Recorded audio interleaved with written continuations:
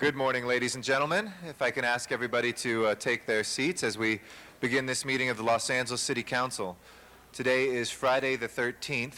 I know for much of Los Angeles, yesterday was the unlucky day, as many Angelenos still face power outages throughout the city.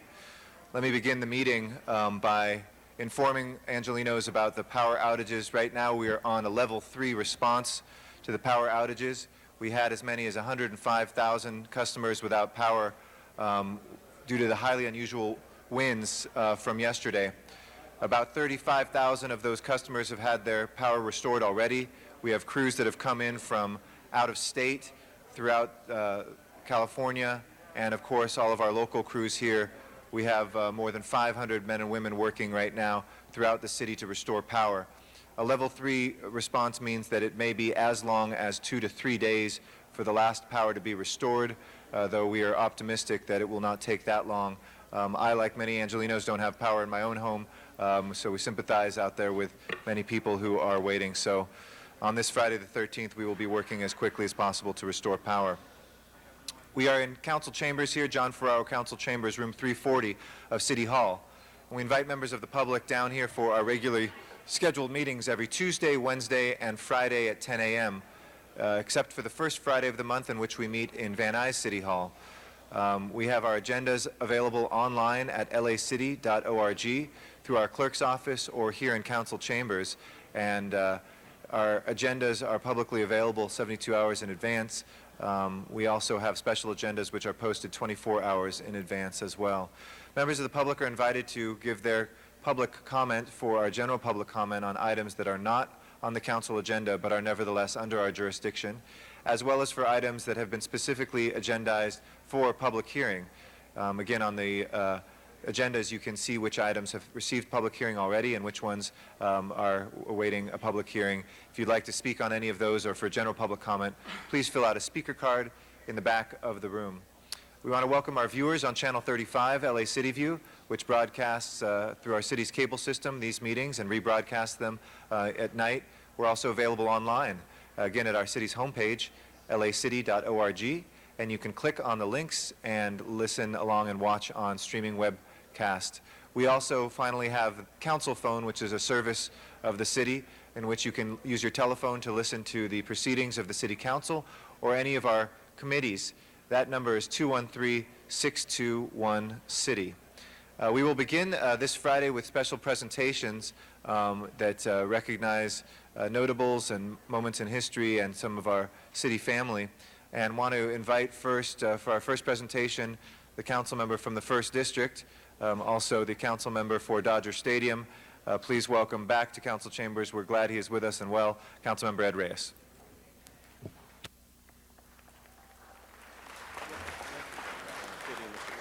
Okay. Thank you, Council President Garcetti. I'd like to invite Mrs. Robinson and the whole team to join me here at the podium, please. Councilmember Parks, would you do me the honor of joining me here? I hope when Councilmember Perry joins us, there she is, Councilmember Perry. Like to join us, Councilmember?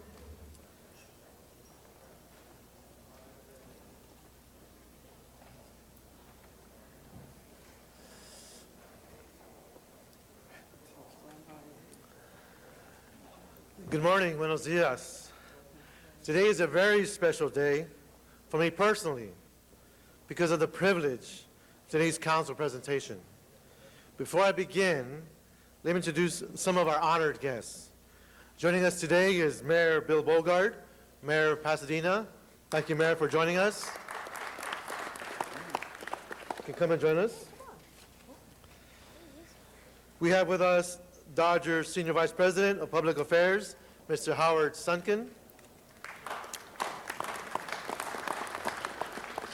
Members of the Jackie Robinson Foundation, including Jesse Sims, who is the grandson of the great Jackie Robinson, Barbara Gethard, Vice President and General Manager of the Jackie Robinson Foundation in Los Angeles, Gary Schuler, Communications Manager, Jackie Robinson Foundation, New York,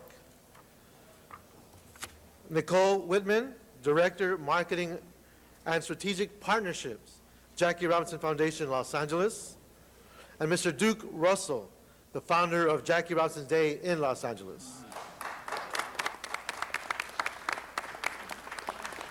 Also with us today are two men who helped create the image of what it is to wear the beloved Dodger uniform. Let me introduce both of them. First, our Cy Young Award winner and World Series champion, Mr. Don Newcomb.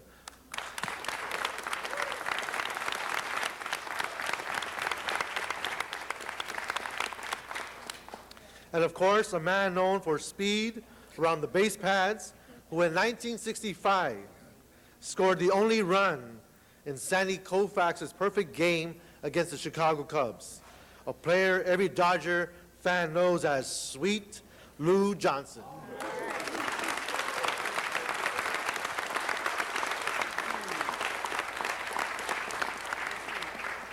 And finally, it is truly an honor for me to introduce the Angelinos to the Angelinos who are watching, as well as to my fellow council members, Mrs. Rachel Robinson.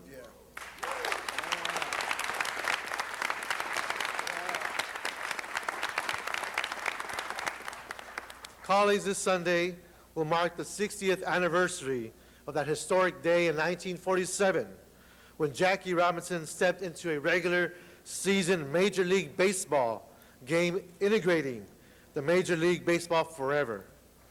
As a show of respect and to honor this great moment in our country's history, every Los Angeles Dodger in uniform will be wearing number 42 on their jersey, a number that will be unretired just for this occasion. While it's truly fitting that not only the Dodgers, but that Major League Baseball honor Jackie Robinson, I believe it is equally fitting that we as a city and as a nation take a moment on Sunday and reflect on what that particular day in 1947 meant to all of us. And when we look at what's happening today with the outrageous comments by a national figure on radio, Mr. Imus, who has just been recently fired, it is important that we reinforce this message, that it is important.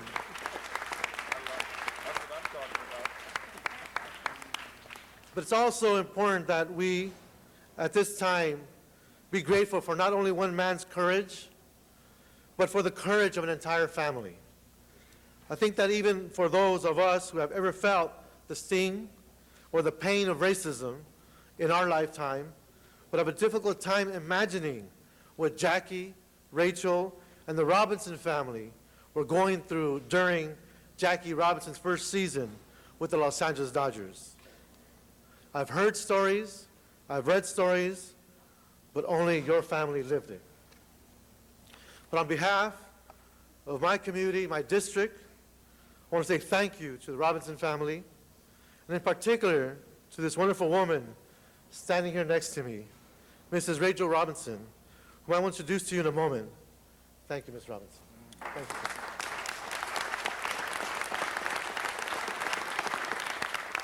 Thank you for sharing in that fight in all of our behalf and making a change that few could have been able to make. In my community, you, Rachel, Jackie, and your entire family are what we call piñata breakers. You were the ones that broke the piñata so that many of the rest of us could share in the candy. So for that, I thank you. I have so much more to say, but I would like to share, but I also know that there are many of those of you who are standing here with me today. So before I turn over to Ms. Robinson, I would like to give an opportunity, and that's my minute, my opportunity to my esteemed colleagues and guests to share a few words with the council. I know I've been joined by Councilmember Herb Wesson, so at this time it gives me great pleasure to ask Councilmember Perry to share a few words. Councilmember Perry.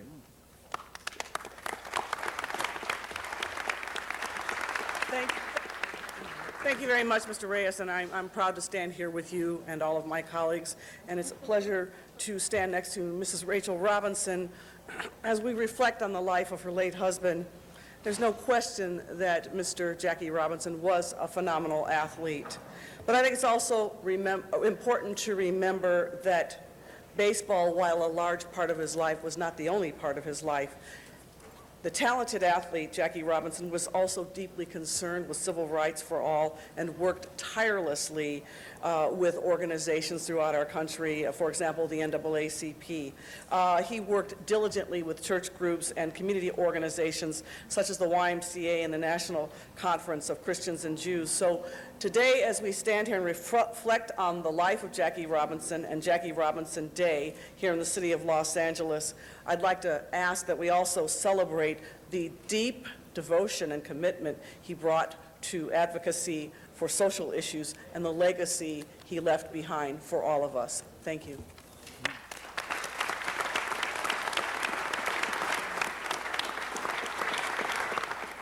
And now I'd like to invite Councilmember Bernard Parks. Thank you. Thank you, Ed. I would just like to thank Mrs. Robinson for being here. What she and her family has done for not just baseball, but for the world as it relates to equality cannot be put into words. Many of us lived through that period. You have to be, Eric, you got to be older to live through that period. But when Jackie broke into baseball, I was 3 to 4 years old, but I remember as a teenager watching baseball and watching the things that went over the air as to what was going on, and you really don't get a real significance of what the achievement until you get a chance to take a little tour of Vero Beach and have Maury Wills point out where these used to be the black stands. These were the black water fountain, well, colored water fountains. These were the places that the ball players couldn't go. And then when you get a chance to go to Kansas City and see the Negro Baseball League Museum, it then all hits home as to what he was confronted with, that he, although he had the talent, could not play baseball just because of the color of his skin. That is a remarkable indictment as to the people that were running baseball and the people who supported that as it relates to the government in cities and counties, states in the U.S. And this is the kind of thing that you think about a young man who steps out on a diamond and even his teammates didn't want him there, that then is asked to perform. And he performed and performed well for many years. And so that's the kind of issue I think we have to understand, in addition to enjoying his baseball feat, to enjoying his skill. And the thing we forget about, he was equally as good a football player, that he could have done just as well in the NFL as he did in baseball. But what he did is change the dynamics of this country, just as Rosa Parks deciding I'm not going to move from this seat, change the dynamics of this country. He made that kind of an indelible statement. And although things are continuing to improve, we've not gotten to the point that all is well. Just as Ed mentioned, we have people that say dumb things on radio, and the greatest thing I heard this morning is that we have people who say dumb things are unemployed. And so these are things that we have to continue to strive and ensure that Mr. Robinson, Jackie Robinson's legacy does not get tarnished, does not get ignored, and does not get forgotten because of what remarkable things he's done. The fact that every Dodger ball player is going to wear number 42, I think is another remarkable exercise to show that his memory lives long and glowing. And I'm just pleased to be here and welcome the family and say thank you for all you've done for us.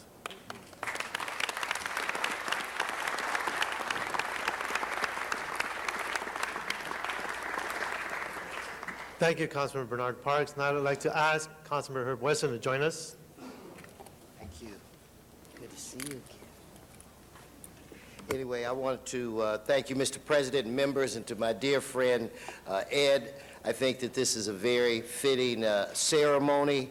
This is the least that we can do, but I want to just kind of, for one moment, share with you how I kind of sort of am connected with this family. Plus, it's an honor to be here with Sweet Lou. I hear him laughing in the back, and Don. But 2 days before I was sworn in as Speaker of the California State Assembly, we did it during Black History Month, and we honored several outstanding women from throughout the United States, one of which was Dr. Martin Luther King's daughter. And each one of these women were escorted by a member of the Assembly. In fact, also we had Billy D. Williams there. Now, I don't know how he got in the mix, but he was there. It was my honor to escort this young lady. And I was saying, I cannot believe that a poor boy from the wrong side of the tracks would be afforded this opportunity. This is unreal. And then about a year and a half later, I had an opportunity to hang out with this young lady. And in Sacramento, they have a professional baseball team called the Sacramento River Cats. And I think the year before, every stadium did a special ceremony retiring your dad's number, or number 42. This stadium hadn't been built yet, so they had a special event where we were at, and they asked us to throw out the first pitch, and that's how we met. So it was great to be a part of that.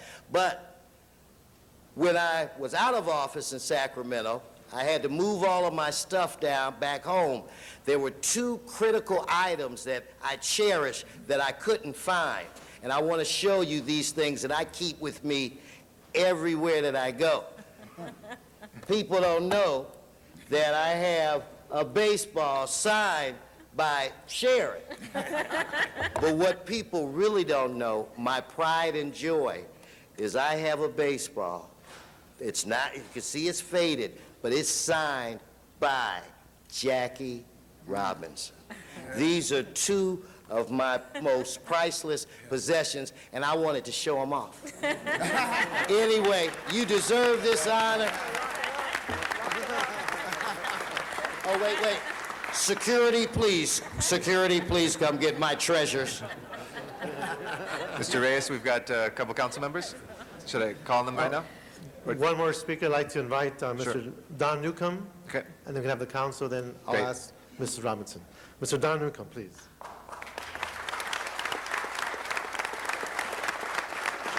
Thank you. Thank you.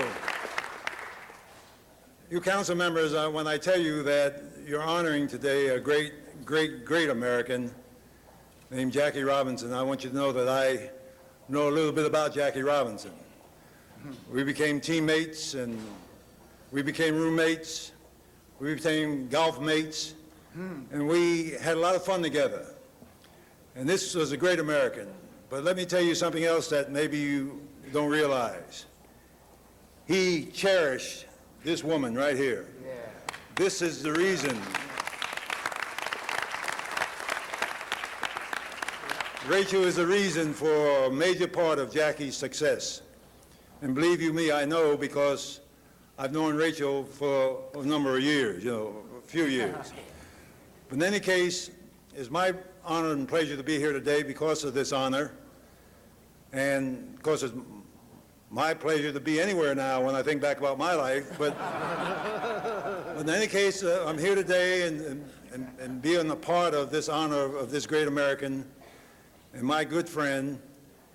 And I know that you want to hear from this great lady, and so I'm going to shut my mouth and say thank you again on behalf of Jackie and his memory and my memory bank. And listen, you don't know how much it means to me and these memories of Jackie Robinson. Thank you very much. Thank you, Mr. Newcomb. I'd like to, is it okay to recognize now Mr. Labange and then Mr. Alarcon? I just wanted to rise and say God bless Rachel Robinson. God bless Jackie Robinson. My son Charles is 9 years old. We're watching the Jackie Robinson story. It opens up with a young man trying to play baseball in a sandlot with other boys who are not his same color, and he's the best player. And the coach tries to run him off the field, but he can't because he's so good. He gives him a glove, and then the story goes on, and his great brother Mac, and all that history, and how he had to fight. How tough it is to hit a curveball, but then how tough it is to go somewhere where people don't want you to go and be the first one there. I don't know that story, but I support that story. I learned about that story, and I'm proud of my son asking me to put that on the CD. And it's just a special story, and the great Los Angeles Memorial Coliseum, where we put the plaque up there, which is so special, long overdue, and the great university that you went to, Rachel, and that Jackie went to, and you met at UCLA. Because in the Jackie Robinson story, in that, there's a discussion whether he goes to SC and whether he goes to UCLA. And as Bernard said, he was a great football player as well. But he chose that great university, and he met you, which is so special, and so many special people behind you. And I just want to ask my last 30 seconds to Mayor Bogart from the city which Jackie came from. Would you like to say a few words on my time? Mayor Bogart from Pasadena, the home of Jackie Robinson. I'm honored to represent the city of Pasadena. That's the town where Jackie and Mac grew up. We take tremendous pride in that great tradition of the Robinson brothers. I'm glad to be here today. There's a history in Pasadena that dates more than 50 years ago. It prompted Jackie to decide not to visit Pasadena once he broke away. I stand here today for a new Pasadena, one that embraces differences, that offers tolerance, and that celebrates the great and powerful strengths of every race, every cultural background. I'm honored to be here to join in this honor to Jackie Robinson. Thank you very much. Thank you, Mayor. And I just want to also thank my constituent, Duke Russell, who helped start this here, and always great to see Don Newcomb. What a great athlete, and Sweet Lou. Thank you, Mr. Thank you, President. Mr. Labange. Mr. Alarcon is next. Yeah, if you go into my office, you'll see a mural by Melanie Taylor Kent of the Dodgers. Don, you're in it. Sweet Lou, you're in it. And just about every famous Dodger is represented in that mural in my office. When I grew up, baseball was the only thing I could think of that kept me on the straight and narrow. In fact, my mother used to tell me regularly, if you don't do well in school, you're not going to play baseball in summer. My Little League had the likes of Ron Fairley and Don Drysdale, Wes Parker come out and sign our gloves at the beginning. Willie Mays even came to my Little League when I was just a little kid. But in 1963, my family took a trip to San Francisco. And on that day, we were at, I think, a restaurant called Bunny's or something. I don't know if you remember, it was a coffee shop right on Market Street. And on that day, about 50,000 people marched in front of Bunny's down Market Street to fight for civil rights. And leading that march was Jackie Robinson. And as a 10-year-old kid, I can tell you that who loved nothing more than baseball, it struck me, and it has been an incredible, indelible memory in my mind to see not just Jackie Robinson lead the march, and later on a pulpit up in some building. I can still remember his white hair as he was speaking down on the issue of civil rights. I also remember the white people who were marching just as vehemently, passionately asking for civil rights. And for the first time in my life, having grown up in the Northeast San Fernando Valley, next door to Pacoima, it struck me that people of all creeds and colors needed to come together to recognize that working together was good for America. But it was Jackie Robinson who first inspired me to take a look at civil rights. Through my love for baseball, I was able to see the importance of civil rights. And I can't tell you that I dedicated my life at 10 years old to civil rights, but I can tell you that memory has spurred me on many, many times because to me, Jackie was not just a baseball player. He was a man who believed in humanity and believed that diversity was a good thing and that everybody should have the right to explore their full potential in life. And as an advocate and lover of sports, I can tell you that he said that we need to focus on more important things in life than just having fun and playing baseball. I don't think it was about baseball for Mr. Robinson. I believe it was about improving our world. And he did so more than many people would. But for me, he was an inspiration. And whatever I've done relative to civil rights, I can tell you there's a little bit of Jackie Robinson behind it. Thank you. Thank you very much. Thank you, Mr. Alarcon. And finally, let me just add, it is so wonderful to have the Robinson family here, and thank you, Mr. Reyes, for presenting today. That day when Jackie Robinson played, I believe he went 0 for 3 but got 2 walks and scored the go-ahead run. And I think it was President Clinton who said that day he scored the go-ahead run, and ever since we've been playing catch-up. And I think it summarizes so well exactly what that symbol was and still what that legacy means today to be alive and for us to need to fulfill as well. So thank you to the Dodgers and to the Robinson family for living that legacy and inspiring us.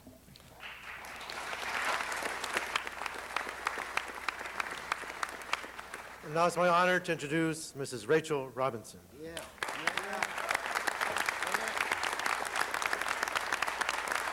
Thank you, Mr. Reyes. Thank you.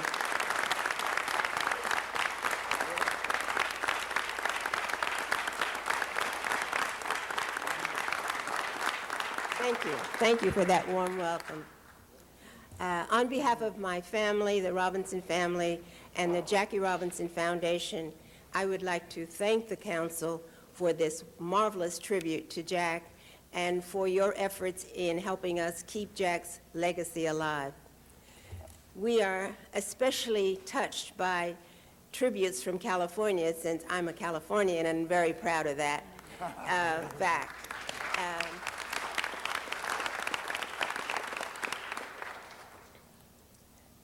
Anniversaries allow us or give us an opportunity to celebrate the past, and we do that. We had very large challenges, and we overcame them, and we're proud of that. And those challenges actually strengthened us, and we feel blessed by our past. My hope is that in celebrating and commemorating, we will, in the present, think about the things that are still facing us, the challenges that are still facing all of our people, and that we will take them seriously, we'll recommit to social change, and we will rededicate ourselves and all of our talents and all of the political power, particularly, to continuing the change and to sustain the changes and not to let the retrenchment come in as it always does, try to undo the changes of the past and look forward to the future. Just a celebration is not enough.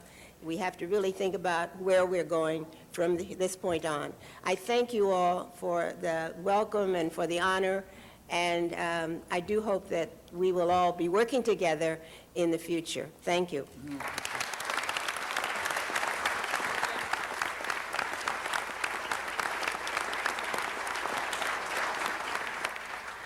Ms. Robinson, it is a great honor.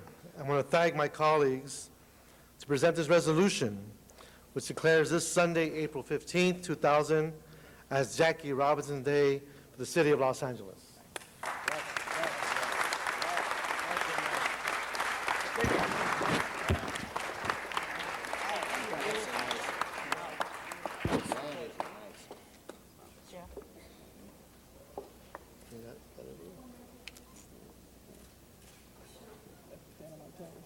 It's even here now, folks. There we go. Thank you so much. Thank you very much. Thank you very much.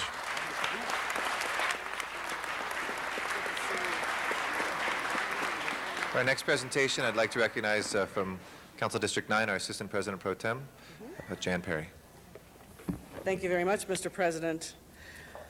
I am pleased to recognize members of our Los Angeles Police Department who I'm inviting to join me up here. These are individuals who are participating in the 2007 Baker to Vegas Challenge Cup Rally. Let's give them a hand as they come up.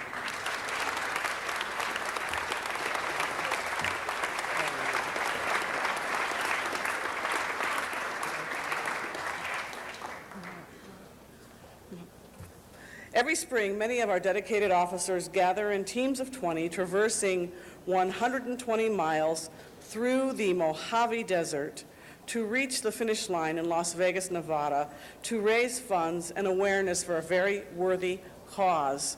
This year, on April the 21st and 22nd, Officer Ronnie Daniels and the Metropolitan Mounted Platoon will be entering a team to participate in the Baker to Vegas Challenge Cup Rally. However, this year, instead of 20 runners, the very committed and devoted Metropolitan Mounted Platoon team will consist of 10 runners, with each runner completing 2 legs of the race.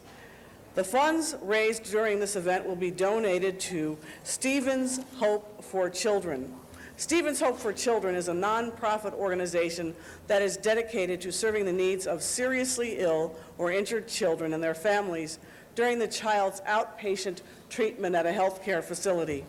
This very worthy organization allows families to focus on the road to recovery while not being burdened financially during a very emotionally challenging time.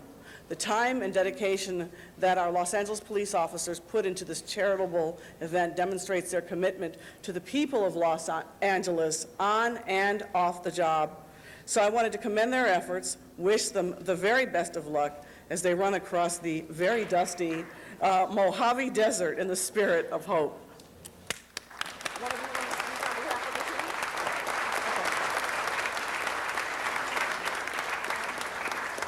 Good morning. Thank you. I'm Officer Ronnie Daniels from the Metropolitan Mounted Platoon. I just want to thank you for this time, for allowing us to come up and speak. The reason why I know about this charity is because my youngest daughter has the disease cystic fibrosis, and many times she has frequent stops in the hospital that last up to 3 weeks. And during those times, we're exposed to the families who are engaged in these hardships, where they're forced to sleep in their vehicles, to sleep in the waiting room, and sleep in the lobby, because they have no ties to the community. So they're forced to sleep wherever they can. This community that we are representing wants to help these people, wants to help these families that come from all over the world and the nation. We're asking for your help to help support us, support them. Thank you. Thank you. And we have a special visitor, Police Chief Bill Bratton, who'd also like to say a few words. Thank you, Councilmember. Thank you for the opportunity to honor and acknowledge the work of the officers of the Mounted Unit in terms of the upcoming race and how they intend to use the proceeds that they'll raise. The Mounted Unit tends to be one of our most productive units in terms of dealing with crime, but particularly in recent months down in Skid Row has been very aggressive in Skid Row, going after those, the criminals, the drug dealers that are preying on so many of the disadvantaged in the Skid Row area. So the balancing of great cops, but also great humanitarians, the acknowledgement this morning recognizes that balance, that in their enforcement activities, they're aiming to help the most disadvantaged, and in their humanitarian activities, they're also seeking to do the same. So my applause, along with yours, to the men and women that will be running in this race, and best of luck. I don't envy you that double leg. Wow. Okay. So as we We've got quote- two other council members who Let want me to add just their say good their, I wishes? just want to Okay. say their names for the record. Lieutenant John Peters, Sergeant Mike Porter, Officer Ronnie Daniels, Officer John Buckley, Officer Joe Wiley, Officer Norma Stang, and Officer Matthew Bennyworth. And now I understand we have some additional words from our council Yes, members. Mr. Labange and then Mr. Zine.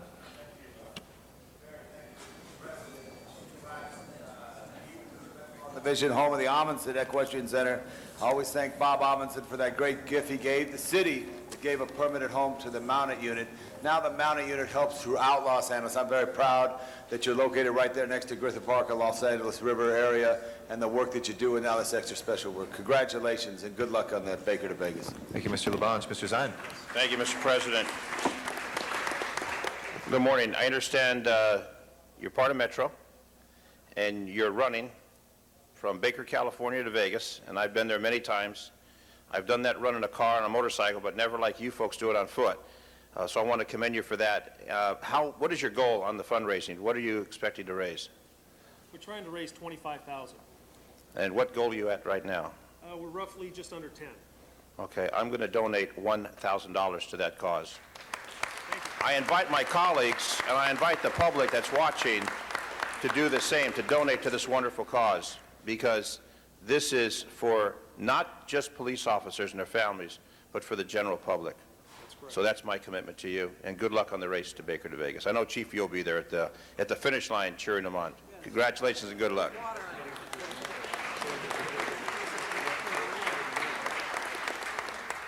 Thank you, Mr. Zine. And we could turn this into a telethon and probably raise it all right here. But if folks do want to donate, is there a number or a website or any place that they can go to donate?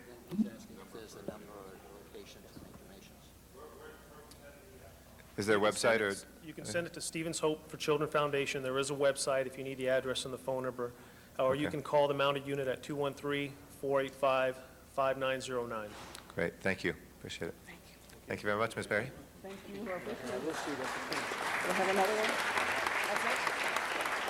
All right, let's go in the, we'll go in the back. And Mr. Zine, for our next presentation, I'd like to recognize the council member from the 3rd District, Dennis P. Zine.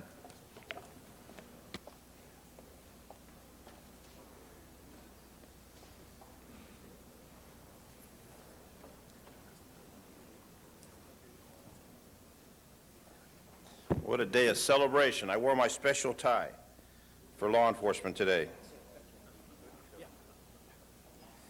Joining me is Councilmember Greg Smith and also Chief Bratton. Please join us. This is a very, very special day. Normally, when we do these presentations, an individual who's been with the police department for over 30 years, it's the farewell, it's the retirement. But this is very, very special.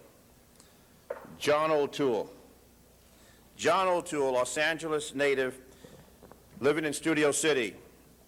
Detective Sergeant John O'Toole, 80 years young, and will soon mark his 54th year of active duty on May 16th, putting him in the #1 spot in Los Angeles Police Department's officer seniority list. And you're not retiring?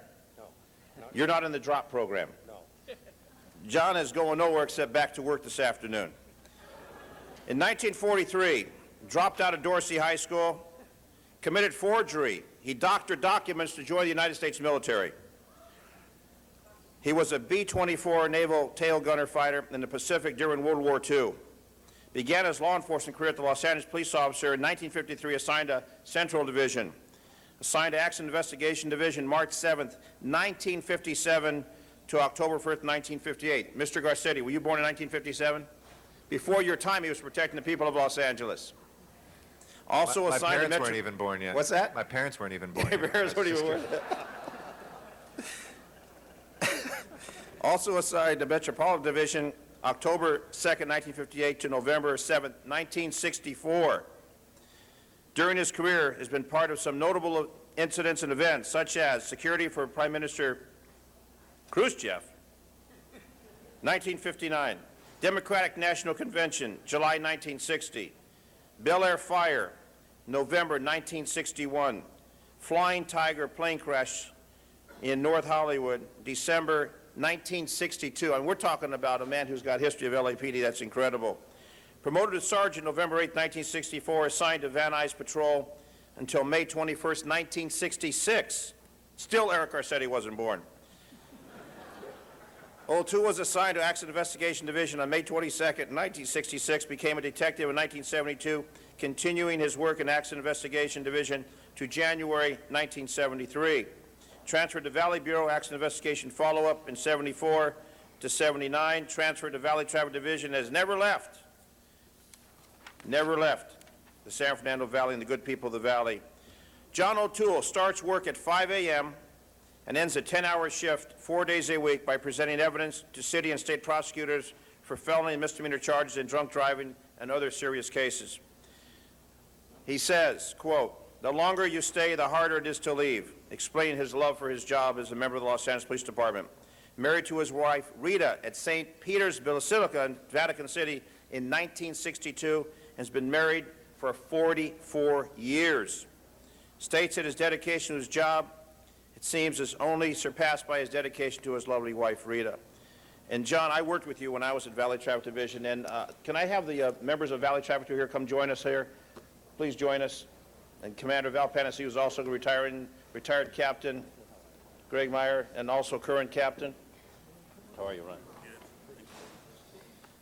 I mean, this is a man who is not retiring, a man who's 80 years of age, a man who still puts that uniform on, a man who is serving the public, the people of Los Angeles, for all these years and to continue to do so. #1 seniority in the Los Angeles Police Department, the legendary, and all the times I worked with you, John, anytime I asked you a question, you always had an answer. It wasn't the right answer, but you always had an answer. At least I said something. At least he said something. So I want to just congratulate you. And when I read in the Daily News that you were not retiring, but that you were at this momentous time in your life and your career, I wanted to bring you down. I know the Chief and Councilman Smith joined me along with your colleagues to recognize you and make sure that you know we appreciate everything you do. And I remember there was a celebration at Van Nuys Roll Call a number of years back when you celebrated, I don't know how many years on the job. There was a celebration in the roll call room. And I said, someday if I'm a city council, I want to get John O'Toole down to city council. How many times have you been down to city council? I was here for Foster when he retired. Okay. And back, around 1970 when we come over to before the Jacobs. Okay, Yeah. before 1970. So it's been a while since you've been down visiting us at city council. Chief Bratton, well, no, first Greg Smith. As Chief- Mr. Smith is coming forward, Mr. Zion, I know how much it means to Officer O'Toole to have a classmate from the Academy present this award, so thank you for doing that. We appreciate it. Who made that be? That's you, Mr. Old Guy. Mr. Smith. Thank you. I'm going to be short because we have the chief here and I want to let the chief speak. But I look every month at the Police Protective League magazine called The Blue Line, where they show the people retiring from LAPD. It is so rare to see anybody over even 30 years. We have Val Pedicino who's going out in 31 years, Val? 38. That's very rare. That is very, very rare. Most officers can put in 20, 25, 30 years, but it's a very demanding and tough job. It physically is a tough job, mentally a tough job. To see anybody have anything over 30 is certainly miraculous. What John has done is truly record-breaking and something we want to really commend him for and thank him for. You've lived through a lot of very interesting times in L.A., and you have a lot to remember, and you're going to continue working for us, and I'm just so proud of you, as all of us are. To do what you've done is truly a major accomplishment, and we just want to recognize you and thank you for that service and continued service, and we're glad this isn't a retirement resolution. So keep up the good work, and thank you so much. Thank you, John. On behalf of the department, I want to thank Councilman Zine and Greg Smith from the Valley for the honor that they're according to John this morning. In honoring him, they're honoring the department. John is, as you can see, at 80 years old, still able to do the job. It's good that he has long arms because Those hash marks. Put all those hash marks. That might have to do a few more pull-ups to stretch those arms out a little. He fits in the uniform better than Dennis. In reading his bio, that if you think of the life that this gentleman has had and continues to have, and for many years into the future, during World War II, to crawl down that 25-foot tunnel to the back of that B-24, mission after mission, and then to crouch behind those machine guns and go out and face the enemy, the sheer terror of that, and he survived, wounded, and came back to continue his service. And he has served this city and this department in an honorable way, and we should all hope to basically have him as our model. I had the opportunity to partner up with John about 2 years ago, that we were privileged to, at the Ronald Reagan Library, escort the presidential jet into the new exhibit. And John, during his career, had the opportunity to escort several presidents as they traveled through Los Angeles. And John and I were in, I think it was, about a 1966 Chevy or something we were riding around in, leading that plane in. And he was like a little kid. He put on that siren and those two red tin cans on the top of the car, and it was just like he was back in the 60s and 70s again. John, it is a pleasure to be Chief of Police, to be here with you on behalf of all of your colleagues to say thank you. And he was here, if you think of it, when Parker Center was built many, many years ago. And you'll be here when we dedicate the new police headquarters in 2009. And we'll be happy to have you there to basically create the next generation for the Los Angeles Police Department, because you certainly have done a great job representing the current generation. You're the best. And the best is a word that is used to describe him by his colleagues is dependable. His 9 colleagues in those B-24s depended on him to cover their rear end, and the men and women of the department in the Valley continue to rely on your dependability to help them. Thank you so much. Thank you, Chief. And Captain Ron Marbury, the captain of Valley Traffic Division. Captain. Thank you. I'd like to thank Councilman Zine and Councilman Smith for their support of John O'Toole and their support of keeping the community safe. This is just a small part of what they do to help us in the Valley and to support us in our efforts to keep our community safe and strong.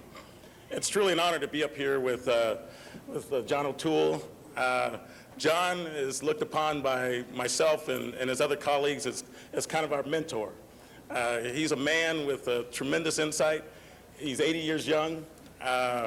We go to him for, years of history that he can share with us, why we do certain things certain ways. And he's always willing to share with us, and we appreciate that about John. His insights, his knowledge, and at 80 years old, he is the sharpest, strongest, and capable individual that I know at 80. I hope I'm half that at 80 years old. Mr. John O'Toole shows up every day, doesn't call in sick, very, very rarely. 5 o'clock, he's out there grabbing the papers, he's ready to go. On his days off, he'll call us and say, hey, how's things going? Hey, or if there's something on TV, he'll call us and say, hey, can I come in and help? What can I do? What can I do? John's a tremendous motivator for all of us. It's amazing because, you go to John O'Toole and you ask him a question, and the depth of the insight. He's productive, he's insightful, he's knowledgeable. What do you do? What do you say about a guy like this? How do you honor a guy like this? And I think the best thing we can do is say, thank you so much, John, for the years of service. He's not going to retire. I think I'm going to probably retire before John does. He'll have like 99 years on the job. He'll still be there, showing up every day at 5 o'clock in the morning. Better, stronger than all of us who've been around for years. So, thanks again to Councilman Zine, Councilman Smith. Thanks to John O'Toole for the phenomenal job. And yes, we got some reports for you to do back at work, so hurry up. We'll get back to work. All right, thank you very much. I want to, John's going to have the microphone, but I want to show, this is a rare sight. 5 years, every year you do on the police department, after 5 years, you get a hash mark. Now, very, very seldom are you ever going to see 5, 10, 15, 20, 25, 30, 35, 40, 45, 50. You're looking at 50 years of service. Next year, you'll get another hash mark because you'll have 55 because you're turning 54 years at your 80 years of age. This is an incredible sight. You don't see this anywhere. Someone that does this many hash marks. My goal, John, is to have the chevron meet the hash marks, so I have to do an extension. A special shirt with an extension. This is absolutely, this is historical because you just don't see this. It doesn't happen. So now it's time for us to hear from Detective Sergeant, my good friend for so many years at Valley Traffic, John O'Toole. And we have one other council member that wanted to add his good wishes. Mr. O'Toole, hang on one moment. Mr. Alacon, I'd like to recognize at this time. Well, after all those commendations, I was just thinking that after Chief Bratton finishes his second term as Chief of Police, that perhaps Mr. O'Toole will be in line for the application for the Chief's job. So thank you so much for all your service, and you're really a positive role model in a city that needs a lot of positive role models. Congratulations. Thank you. Mr. O'Toole. I want to take this moment to personally thank Councilman Zine, other distinguished members of the council, Chief Bratton, Inspector Panacea, my immediate captain, Marbury, my immediate supervisor, Bill Bustos, and certainly not last, my co-workers. When I came on this job, our detective bureau was stationed in the City Hall. The old central station was at First and Hill. It was a brownstone building with a turntable where they could turn the carriage around so the horse could pull it back up. The San Bernardino Freeway was known as the Ramona Freeway, and we moved from the old central station to, in those days, it was called the Police Administration Building in September '55. It remained that until after Chief Parker's death, they renamed it in his honor. It's been a pleasure to work for all the chiefs we've had, and all the co-workers, most who have retired and moved on to other, whatever you want to call it, they left.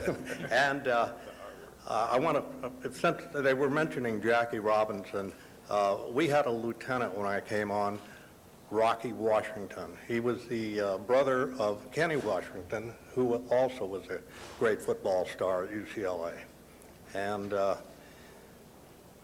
gee, I can remember when our baseball team played in the old Wrigley Field at 42nd and Avalon, and the Hollywood Stars had over next to Pan Pacific Auditorium. Everything has changed. It probably always will continue to change, but I want to take this time to personally thank the police department for putting up with me all these years.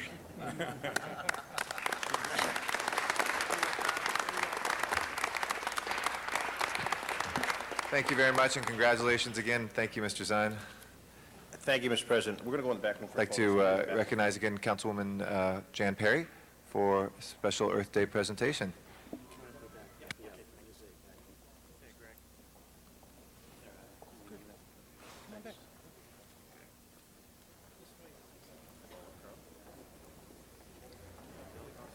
Thank you very much, Mr. President. We had a nice gathering this morning in the fourth floor media room for the recipients of recognition for Earth Day, and standing with me is Dietrich Allen, General Manager of Environmental Affairs Department. And as we go through our list of awardees, I'll ask them to stand from their seats. Many of them have been recognized upstairs, and I believe council members will then go in the back and take pictures. But it's a pleasure to stand here in commemoration of Earth Month. This year, the Environmental Affairs Department has worked diligently to promote the importance of protecting and improving our environment, promoting environmental justice, and sustaining a very good quality of life now and for future generations. The department has also reminded us that the protection, restoration, and enhancement of the environment are vital to the quality of the lives of our residents, workers, and visitors to our great city. So, as a token of our appreciation, in just a moment I'll present Dietrich Allen, General Manager, this month's a resolution in just a minute for her and the department's tireless efforts in preserving our environment. Additionally, each year in honor of Earth Month, the city recognizes proactive individuals and organizations who are committed to improving the environmental elements of Los Angeles communities. And I would like to name those individuals and organizations who've taken an active role in protecting our most valuable resource, our planet. And in collaboration with Earth Month, each council district was asked to nominate an individual and an organization that is committed to improving our city's environment. Each honoree represents some of the best that each council district has to offer in terms of advocates for our shared environment. Earlier today, as I mentioned, they received certificates recognizing their accomplishments, and some of you were able to join me on the fourth floor. So I'm going to just take a moment to read their names and organizations, and if you're still here in the chamber, stand and be recognized. Council District 1, Friends of the Los Angeles River.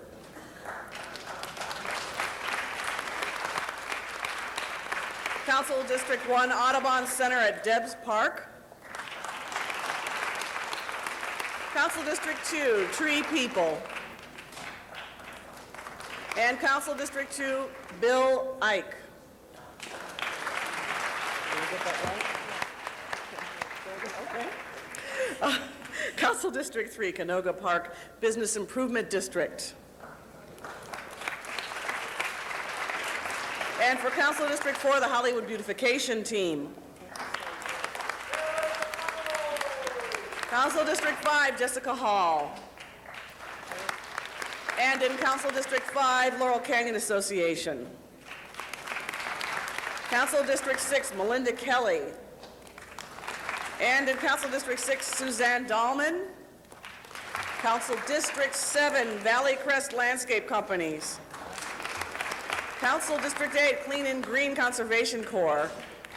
And in Council District 8, the Echo Club of Crenshaw High School. And in my own district, Cecilia Nunez and the South Los Angeles Beautification Team. Council District 10, Karen Haas, and the 24th Street Elementary School Garden. Council District 11, Francine Diamond. And Council District 11, Concerned Residents Against Air Pollution. Council District 12, California State University, Northridge. And Jelena Kashani? Okay, I'll say Jelena, and I came pretty close before. Kashani? Yes. Okay. Yelena. Okay, Yelena, thank you. Council District 13, Scope and the Los Angeles Apollo Alliance. And also Tiger Kang, President of Pacific American Volunteer Association. Council District 14, Julie Maharaj. And the Mountains Recreation and Conservation Authority. Council District 15, Martin Byhauer. And the Cabrillo Marine Aquarium. And thank you so much to all the honorees who have demonstrated an overwhelming commitment to habitation protection, greening, recycling, toxic reduction, cleanup projects. They have set a high standard, and I know that we all want to thank them for improving our quality of life and making our city a better place in which to live. Thank you very much. And again, for council members who want to take pictures with their awardees, please join them in the back room for photographs. And council members Parks and Rosendahl would like to add their good wishes. Mr. Parks? Thank you, Mr. President. I'd just like to thank Mr. Vandenberg from the Echo Club of Crenshaw High School, who has made a life commitment to helping the kids at Crenshaw, and also Ms. Tasha Wallace from the Clean and Green, who really is part of our program of cleaning up the issue of graffiti in the 8th District. And I just want to say hello to all my Crenshaw High School students. Thank you very much for being here. And Mr. Rosendahl? Thank you, Mr. President. First, I want to thank Jan Perry for doing this and showcasing people who are truly making a difference in our great city. Thank you. And I would just like my group to stand up for one quick second. Concerned Residents Against Airport Pollution, and the Rubens were the key players, and the other folks are standing there right now, is Don Geegan and Susan Fonte and Gwen Reinhardt. We're in the midst of a real issue in our district regarding toxicity of the air, and these are true leaders making a difference in the community on health issues. Thank you so much for doing that. Thank you very much. Mr. Labange? Mr. Labange? Yeah, just a shout out to Sharon Romano and the great job the Hollywood Beautification team does, which uses a lot of community service hours from those who help us. Sharon Romano, give a very Los Angeles Beautification, Hollywood Beautification, all over the map. Good job, Sharon. Ditto on that. And Mr. Weezer? Thank you very much. Well, we all know the great work that the Santa Monica Mountains Conservancy does are large projects, but they are actually involved in several small projects in my district, which I want to commend them for, particularly the 6th Street Green Corridor project, which could provide green space for kids who attend Hollenbeck and Roosevelt High School. I want to thank them and commend them for that, as well as teacher Julie Maharaj, who brought this idea to the Santa Monica Mountains Conservancy. So thank you so much. It's going to be a great thing for our kids. And thank you, Jen Perry, for doing this. It's wonderful to acknowledge those groups who are doing great work out there. And thank you, Mr. President. Thank you very much. Mr. President, I just know the man next to you, Tiger Chang. Tiger Kang. Is going to have 4,000 volunteers in Griffith Park tomorrow. Give them a big hand for the great work that they do, Tiger. During announcements, get as many people there to clean up. If you'd like to do something for Earth Day, please join us in Griffith Park. We'll be doing that tomorrow. So thank you and congratulations to all the winners. I'd like to recognize Councilmember Herb Wesson for our next presentation.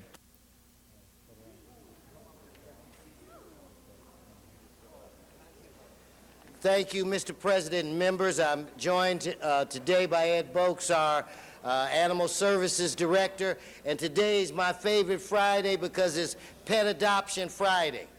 So as you see behind me, Ed and I have been hawking dogs now for almost a year, trying to provide companion animals with individuals in need. I always say, if you're looking for unconditional love, look no further. It's right here. They will love you when you're right, love you when you're wrong. What we have today is a mixed shepherd that's 5 months old. Her name is Patches. Patches came from the north central area. That's where we got her. If you're interested in this, look at that face. Look at that. Daddy's little girl needs a home. Look at that face. If you're interested in Patches, please call us at 888-452-7381. I repeat, 888-452-7381. And for those of you that you may call and you find out that Patches has already been adopted, know that in our shelters throughout this city, we have hundreds of companion animals, dogs, cats, even rabbits, and more, you name it. And also, as an interesting aside, Patches has a brother who's at the shelter as well. She is about as big as she's going to get. She may get a little bit bigger. Again, she's 5 months old. She's looking for a home. And look at this beautiful little, what do you call this thing, a scarf? A dog scarf collar. Anyway, I'm going to ask our GM to say just a few words. We're lucky to have him here. Thank you, Councilmember Wesson, members of the committee, the council. It's a pleasure to be here. This is a wonderful program. 100% of the animals that have been coming down to the City Council have been adopted. So this is truly a life-saving program, and it really does highlight the emphasis that the City Council places on the lives of the lost and homeless animals in our shelters. So I can't thank you enough. Thank you. And lastly, I will say, please, members of the audience, don't be shy. A significant number of the animals that we have don't even leave City Hall. But as Ed said, we have a 100% adoption rate. When you adopt one of these dogs, you are saving their lives. When you adopt one of the cats, you're saving their lives. And in competition with the County of Los Angeles, we cannot let the County of Los Angeles and Mike Antonovich, Supervisor Antonovich, outdo us. So I'm saying to all of our city employees, staff, family, please come adopt Patches. Look at that face. Look at that daddy's little baby right there. All right, thank you so much. I think, Councilmember Parks, we should tell Mr. Parks I'm going to pay for the dog and have it sent over to him and Bobby. No, we're really looking for a home. No, that was just a joke. Please adopt this dog. Thank you very much, Mr. Wesson. Our next presentation will be by Council President Eric Garcetti.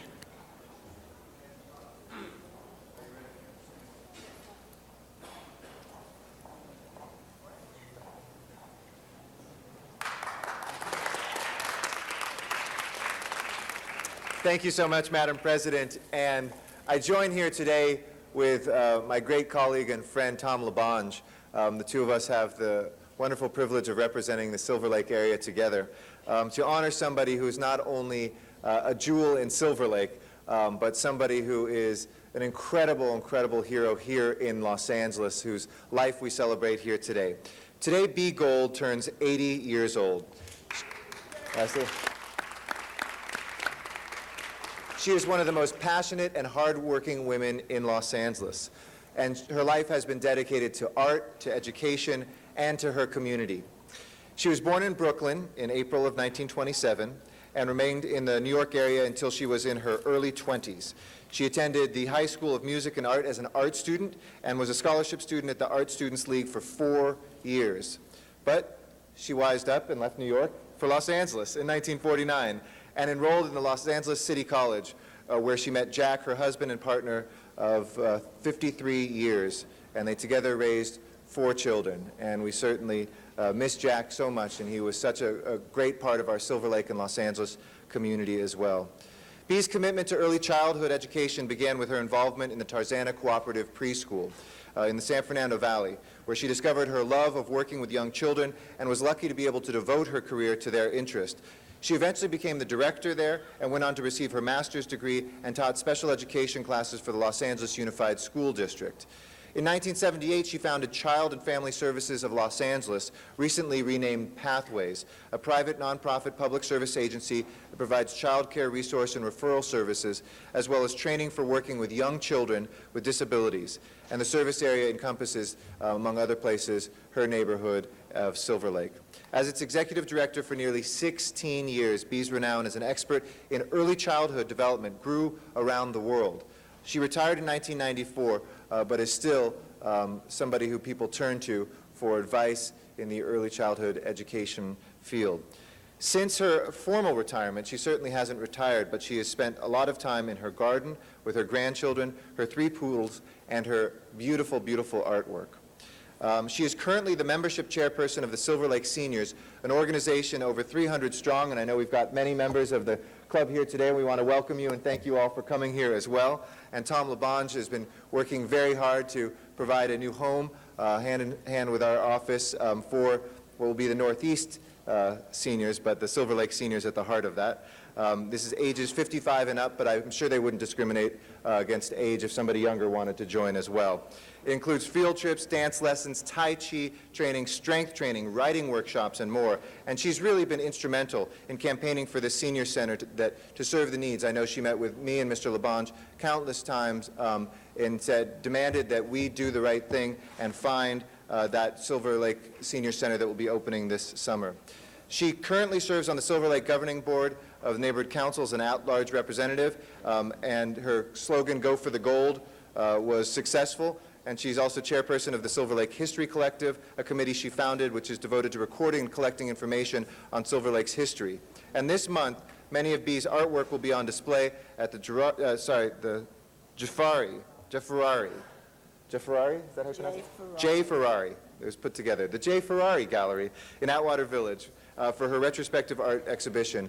And I commend this to all of you to go see. This show brings together her works covering 65 years, and I encourage everyone to stop by and see it. And with that, I'd like to turn it over to Tom LaBonge to say a few words, and we are just so pleased to be joining with so many of your friends to celebrate 80 years of amazing service to this entire country. Thank you.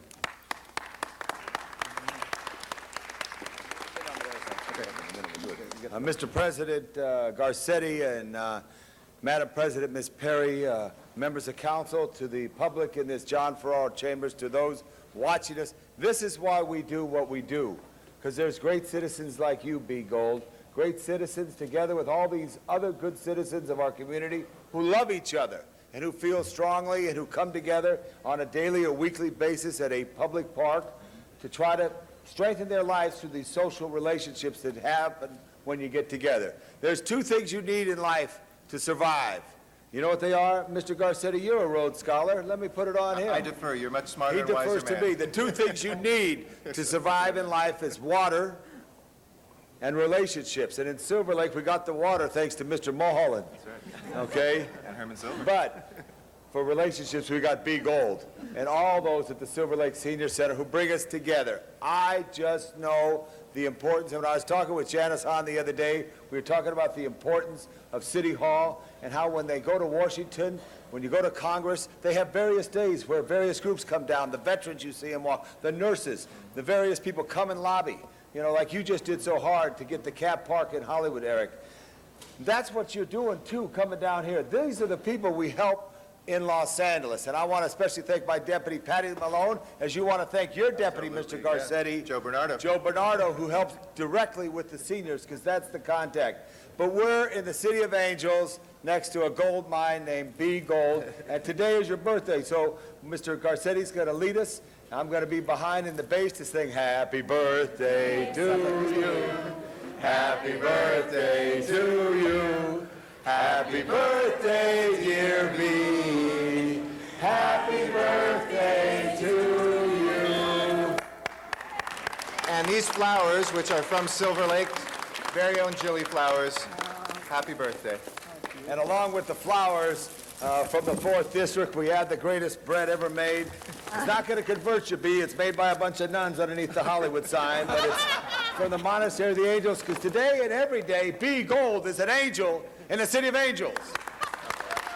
Thank you, baby. God bless Jack. God bless you. We're going to ask you to say something.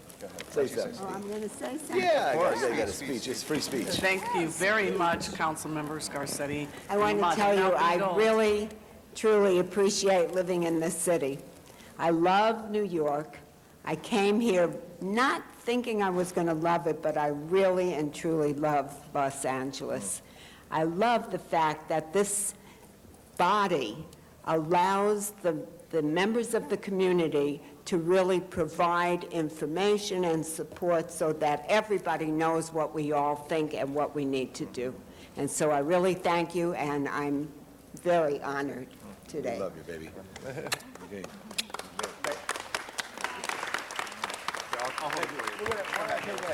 We're going to take a picture in the back, so get all your belongings, and we're going to go right back to, and then we're going to go visit the Tom Bradley Tower up on top. Madam President, let's give B. Gold a great hand again for being such a wonderful person. Watch this way. Watch your step here. Our next presentation will be from Mr. Huizar, Council District 14. Get all your stuff, folks. Ciao. Hi, Mrs. Domenico. Good to see you, baby. Good to see you. All right, huh? Okay. Good to see you. Watch your step right here. Thank you. Thank you. You betcha. How are you? Good to see you. I know. I do. I look good. Incredible. It's on Silver Lake this morning.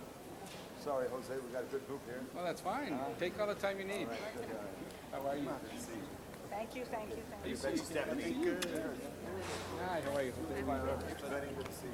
Good. How are you? How are you? You betcha. Here we go. All right. Thank you very much, Madam President, and I'm really thrilled to be here today with some 7th graders from Utah Elementary School in Boyle Heights. Yay! Give them a round of applause. They are an exceptional group of students. They're bright, mature, and focused, and they're part of a group called SOS, and they are leaders in their school and in their community. They're here for the first annual Youth 14 in City Hall Day. We're bringing students from Boyle Heights, this time from Utah Elementary School, to talk to city employees, to talk to elected officials, to inspire them to serve their community and to continue to provide and make the city of Los Angeles the best city in the United States. Today would not have been possible without the support and help of the Boyle Heights Learning Collaborative. We have with us the Executive Director, Elizabeth Zamora. Elizabeth, where are you? Back here. Welcome. The Boyle Heights Learning Collaborative is a group that works with schools, with community-based organizations, with city government to collaboratively work together to make our schools the best places in the neighborhood, to strengthen parent capacity, to develop student leadership like we're seeing here today, and to foster civic involvement. The Boyle Heights Learning Collaborative works in the Roosevelt families of schools, so I want to acknowledge them for the work they do. I also want to acknowledge Utah Elementary School Principal Pat Castro for the tremendous leadership she provides. Pat, let's give her a round of applause. And I want to thank the departments and the people who are participating today in the first annual Youth 14 in City Hall Day. Council District 14, the Department of Transportation, the Board of Public Works, specifically Cynthia Ruiz, the board president, the Department of Building and Safety, Commission for Children, Youth, and Their Families, the Human Relations Commission, and I want to thank them again for hosting these students today and allowing them to explore careers here in City Hall. So with that, let me introduce to you one of these very special students, Franklin Granados, who will share a few words with us. Franklin.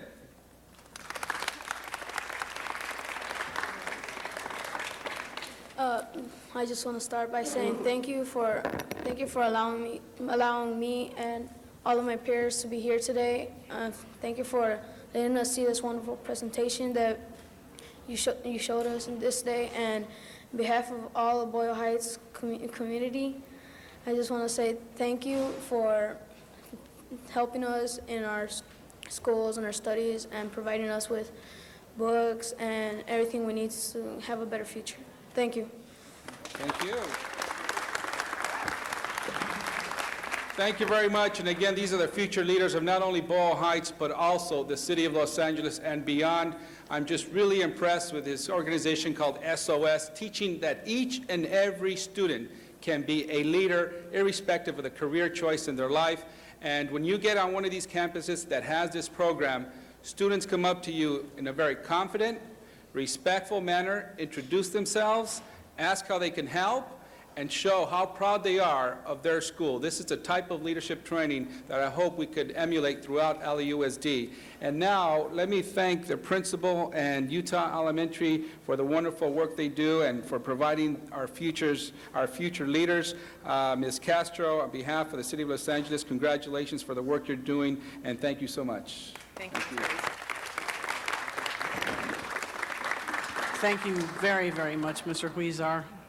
And congratulations to the principal, teacher, and all the students for this well-deserved recognition. Thank you very much. And one more person I'd want to recognize, that's Elizabeth Zamora from the Boyle Heights Learning Collaborative. Thank you so much. And here's a certificate of recognition acknowledging for the work you do on behalf of our students. Thank you so much.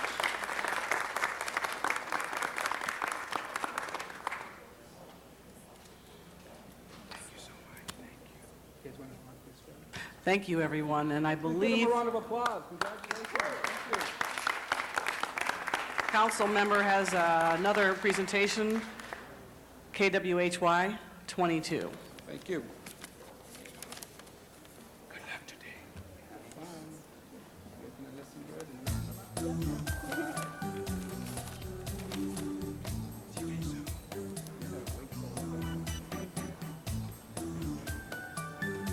I also want to thank these students for waiting so patiently, and I need to remind them that we do often conduct business here. We not only do these great celebrations acknowledging people for their great work, but thank you so much, students, for being here today. And thank you again, Madam President. It is my honor and pleasure to welcome to the chambers some very important, fun people. First, Palmira Perez. She's a news anchor with KWHY 22. Who's here, as well as Raul Rodriguez, the local sales manager for KWHY 22, and Mr. Victor Franco, the Vice President of Community Affairs and Media Relations for Telemundo. As many of you know, KWHY 22 is a local Spanish language independent broadcasting station serving Southern California. And I feel like a news anchor right now myself.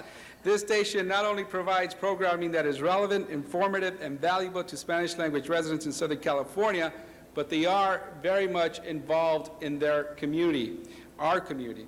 And that's why we have invited them here today to be with us in these chambers. You see, this April 15th is the 50th anniversary of one of Mexico's greatest artists, Pedro Infante. As many of you know, or those of you who do know, he, along with others, have created a known genre of music in Mexico, and many people sing his ballads now throughout the world.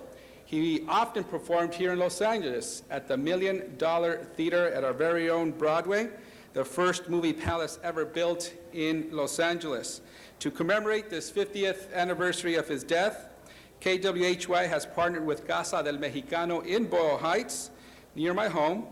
It's a nonprofit organization serving Boyle Heights, and this weekend we will have events honoring his death. I personally feel like I know Pedro Infante. He was one of my father's favorite singers, and I would often wake up Saturday morning listening to his records with the needle skipping on his songs. So I blame that for my sometimes broken Spanish when I speak. But this three-day event begins today through Sunday. It will include a Pedro Infante movie marathon, a public ceremony of the unveiling of a specially commissioned bust of Pedro Infante that will happen Sunday at 10 a.m. at Casa del Mexicano in Boyle Heights. Everyone is invited.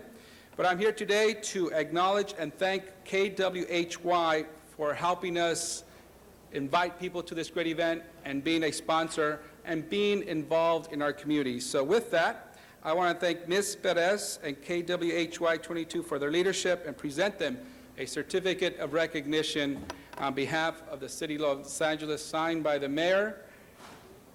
Sometimes it's signed by the other citywide officers. No, this one is the mayor and all of the city council and the city clerk. The city clerk also always signs these certificates. Congratulations and thank you so much, Ms. Perez. And Victor and Mr. Rodriguez. Thank you.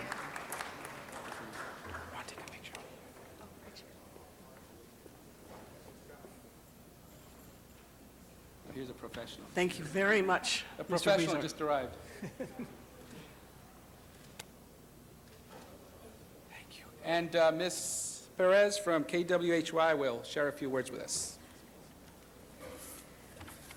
Well, good morning, everybody. First, thank you to Councilman Jose Huizar. First, I want to offer an apology from Ibra Molares, president of Television Group, who had planned to be here today to receive this honor, but due to business issues, find himself in New York today.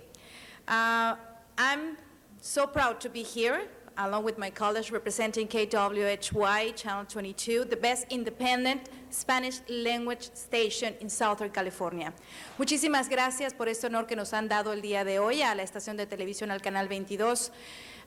Nosotros como grupo de televisión tenemos un compromiso con la comunidad, tenemos el compromiso de siempre mantenerlos unidos, tenemos el compromiso de siempre mantenerlos informados y de darles la mejor programación. Gracias, nos sentimos muy honrados por este honor que nos da la ciudad y muy felices de estar aquí. Gracias. Thank you very much. Thank you.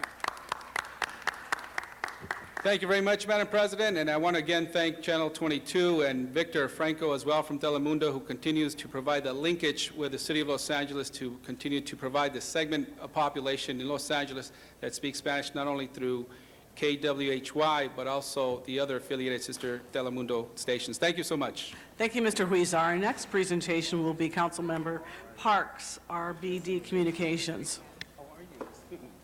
Going away for the weekend. And the wife, too. She's coming. How are you,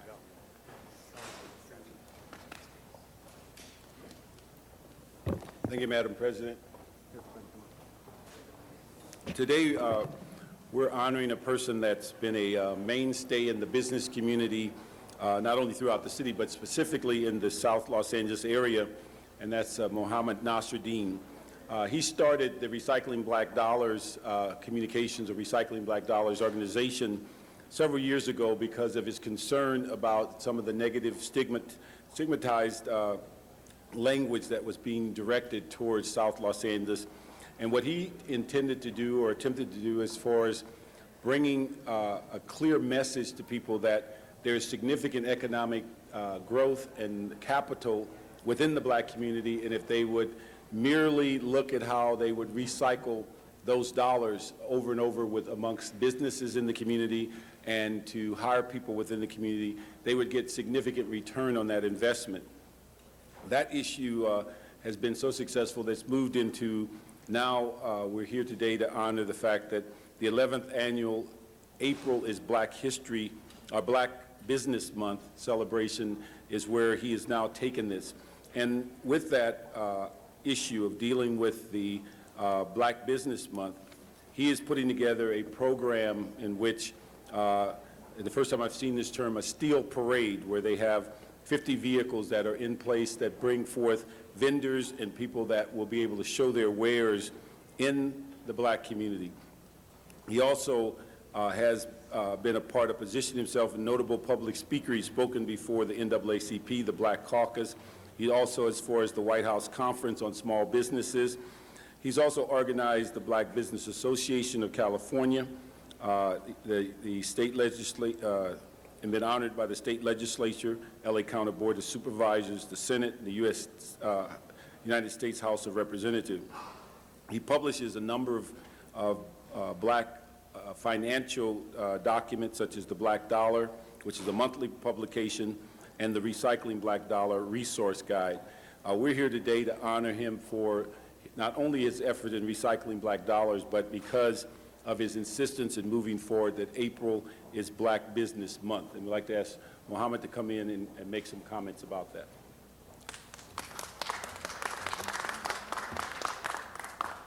Thank you very much, Councilman Parks, City Council. No Mr. problem. Wesson. No before- problem. It's no way that I could not rise and speak to a very, very dear friend who was kind of like alone in the dark for many, many years, where people didn't understand what he was trying to do. And I want to say in the beginning, Mohammed had more doors slammed in his face than were opened to him. But he persevered, and now people are beginning to say, you know what? He was right. And Mohammed, you are right. And I'm glad that I've stood with you as your friend for over the years. Because of the work that you're doing, that you've done, it's easier for me as a council person to get businesses to want to even come into our community. Because of you, I think people no longer believe that when you go south of the 10 freeway that you're entering a zone that you don't want to enter. I mean, like Councilmember Parks said, you do it all. I remember your radio show, and I was a guest in the class in which you treated me. So I just rise to say that this is the least that we could do for you. In fact, the things that you do for our community, priceless. So again, my dear friend, I want you to come back another 11 years from now. Hopefully we won't be in little wheelchairs, and we'll celebrate all of the great work that you've done. Anyway, thank you, and keep on keeping on. Thank you very, very much, Councilman Weston. To the entire body, we are not trying to create a separatist movement. We actually are attempting to work together to achieve success. It is our belief that a strong black Los Angeles makes a stronger Los Angeles. We're all in this together. We have a very, very high rate of African-American male incarceration, and unfortunately the chief is not still here, but I really wanted him to know that we're working diligently to create programs to get more business generated, because when those young men come out of jail, when they serve their time, they're not able to get traditional employment, but they can work for businesses and they can start their own businesses. So we want to develop and strengthen the businesses in our community.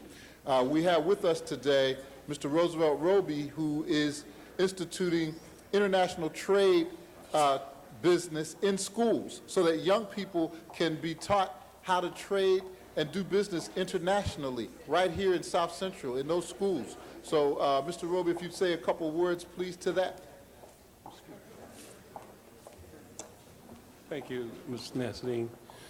Yes, international trade plays a very, very important role in Los Angeles, especially with the LAX airport and the Los Angeles harbor. The foreign products coming in and out of this city, it's amazing the kind of money that's being made in that area, and there's very few people know how to participate and become a part of that. And that's what we have committed ourselves to, is training 100,000 of God's new millionaires here in Los Angeles to get them involved with international trade. Thank you. Excellent. All right. We also have, is Phyllis Rowley still here? Phyllis Rowley has recently joined us here in Los Angeles to work with the LA Unified School District and other districts to teach entrepreneurship in our school system. And I think that's vitally important, that our young people begin to embrace entrepreneurship as an occupation. It is indeed viable, and if we create an environment where we will support the businesses in our community, they will succeed.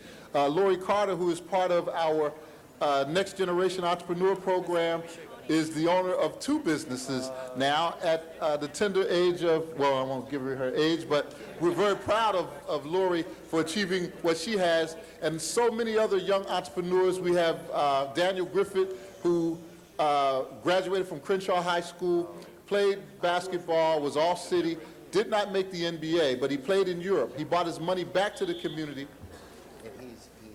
and opened up a Wingstop franchise right here on Crenshaw Boulevard. And he hires his young people that he's also a teacher in the LA Unified School District, and he hires his students. So I think the program of recycling black dollars and encouraging people to support and look at black businesses during the month of April in particular is vitally important.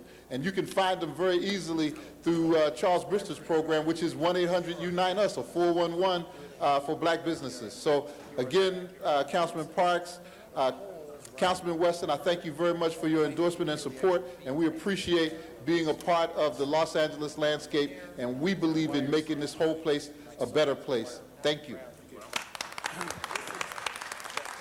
Thank you, Mr. Nazardine. On behalf of the LA City Council, we'd like to declare April as Black Business Month in the city of Los Angeles. I would like everybody to come up and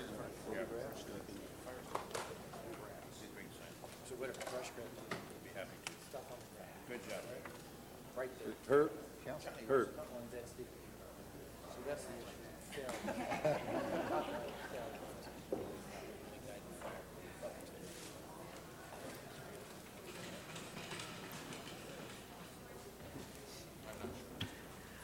Mr. Huizar will be our next presenter We're going to go in the back. on behalf of Mr. Reyes. These are stone walls. There's no fire on this side. Fire is on the There's no fire on the wall. Fire starts back there. Everybody stood right there. No fire's not. Nice job. Nice job. So once you get started on the P rush, you have butts. Pressure.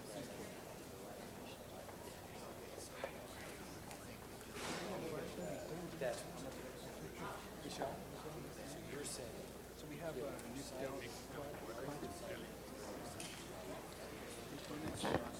Thank you very much, Madam President, Mr. President. I'm standing on behalf of Councilmember Ed Reyes as the Vice Chair of the Plum Committee, and I'm standing here at Rise with our General Manager for Building and Safety, who would share a few words with us afterwards.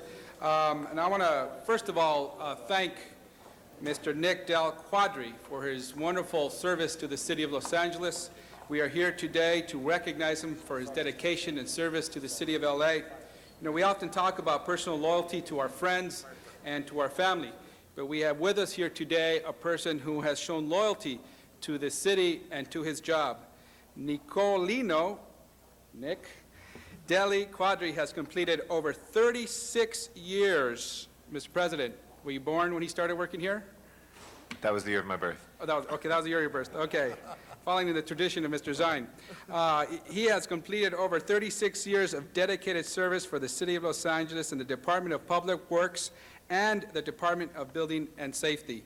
And that alone deserves some applause. Let's give him a big round of applause. Nick began his city career in June of 1970 as a civil engineering assistant with the Department of Public Works, and in 1978 joined the Department of Building and Safety, and today he is retiring as a Deputy Superintendent of Building 1, correct? Is that the correct title?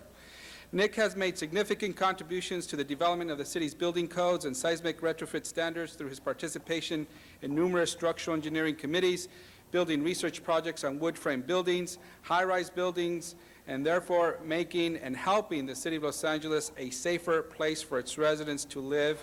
And we want to again acknowledge his achievements and contributions, and we also want to acknowledge his family for assisting him and us and giving him the time necessary to commit to his job. So let's give his family a big round of applause as well, and I'm sure he's going to introduce them. Thank you so much.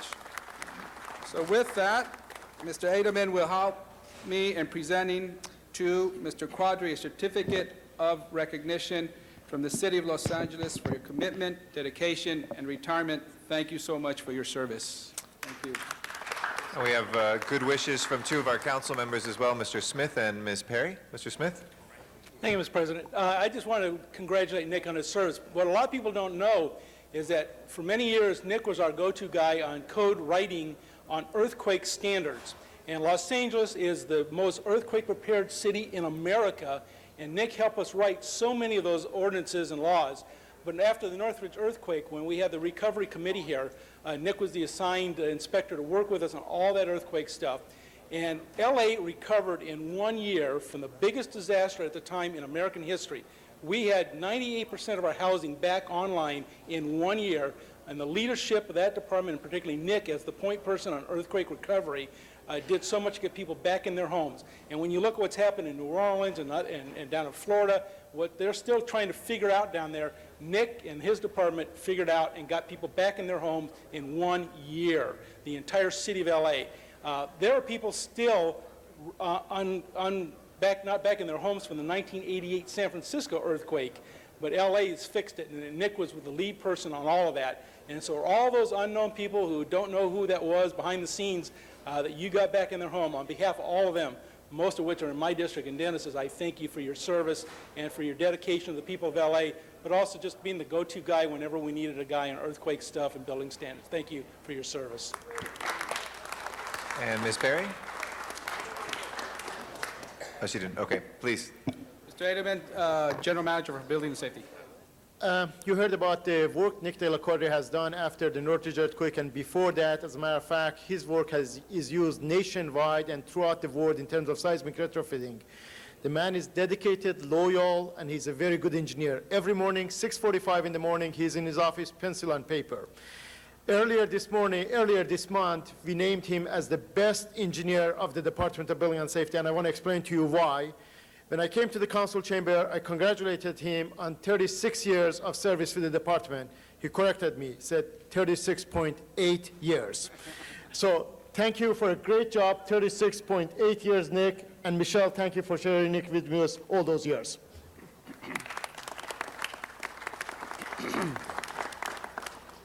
Thank you for recognizing me and my contributions to the city of Los Angeles. Since I began my career 36 years ago, I've seen it grow and change. They were very exciting and memorable times. I've shared in its experience of natural disasters and recoveries, its recessions and booms, and its leadership and development.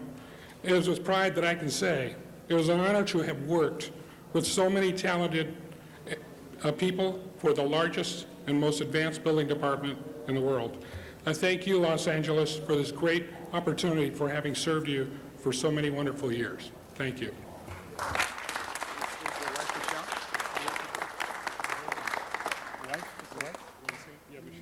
And he's accompanied today by some family members, his wife, Michelle, and also members of the city family from the Building and Safety Department as well. Thank you so much. Thank you.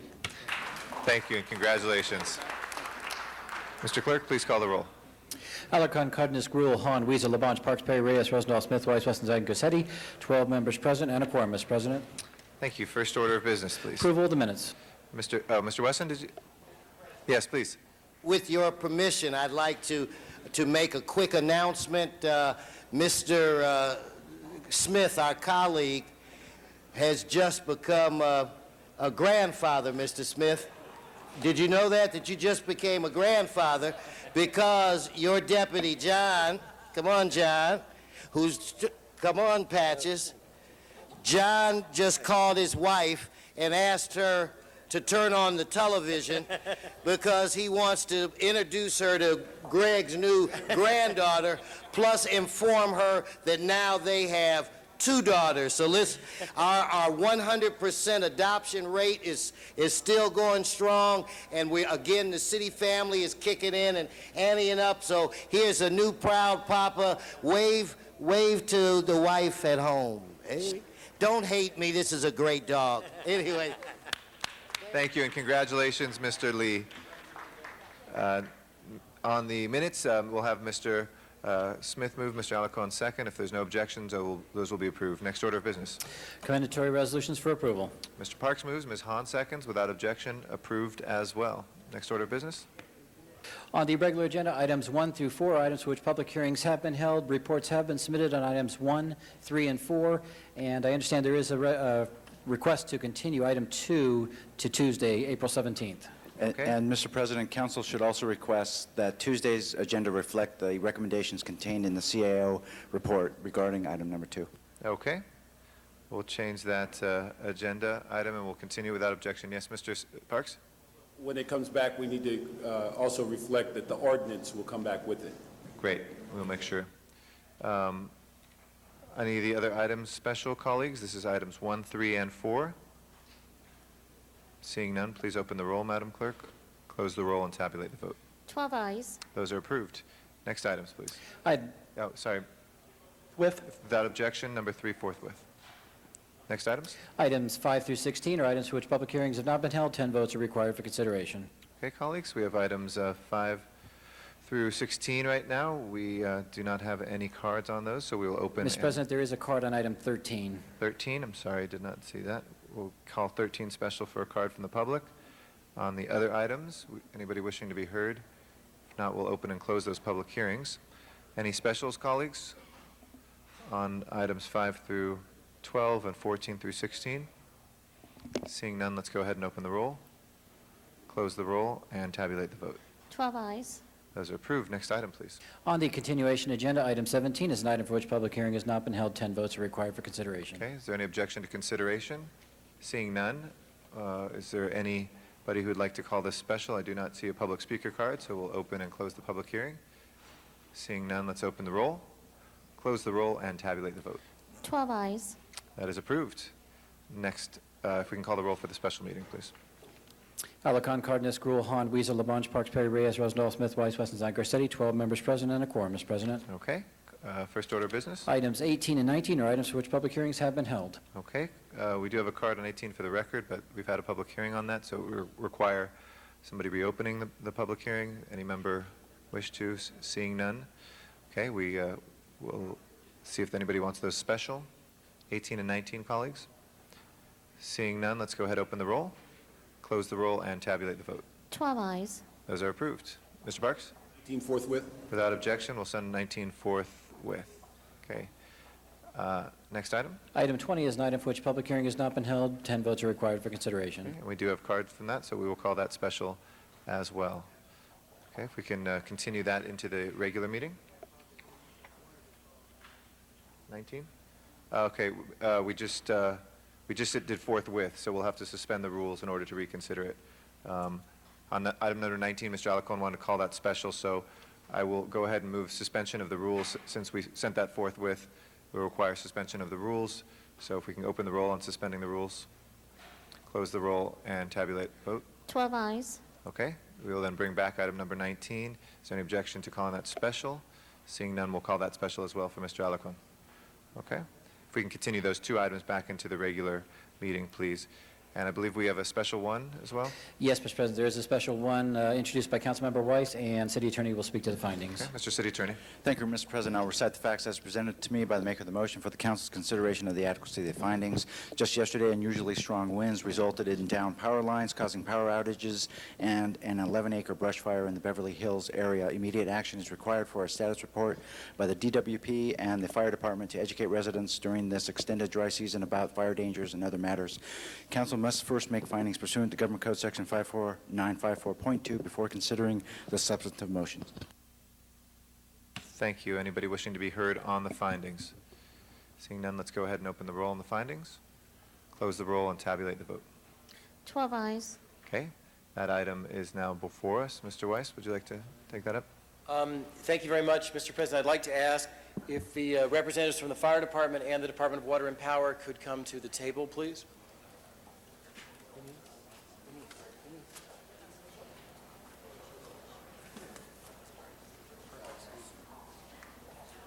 Chief Hill could come. Thank you, Chief.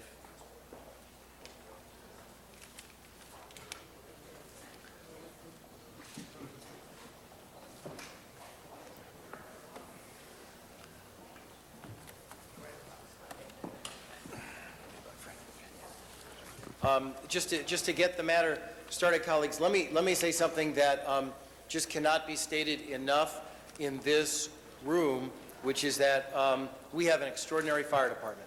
And it was a real privilege yesterday at the scene of the fire to see how the LA firefighters, working in conjunction with the Beverly Hills firefighters, the Santa Monica and Culver City folks who were there as well, beat this brush fire down almost immediately. Only 3 structures were damaged. They were damaged severely. But thanks to your quick efforts and the efforts of your department, and in fact, thanks to the pre-deployment of assets in the hillsides, which enabled the quick response, things did not get out of hand as they could have been, and the work that I witnessed was just extraordinary.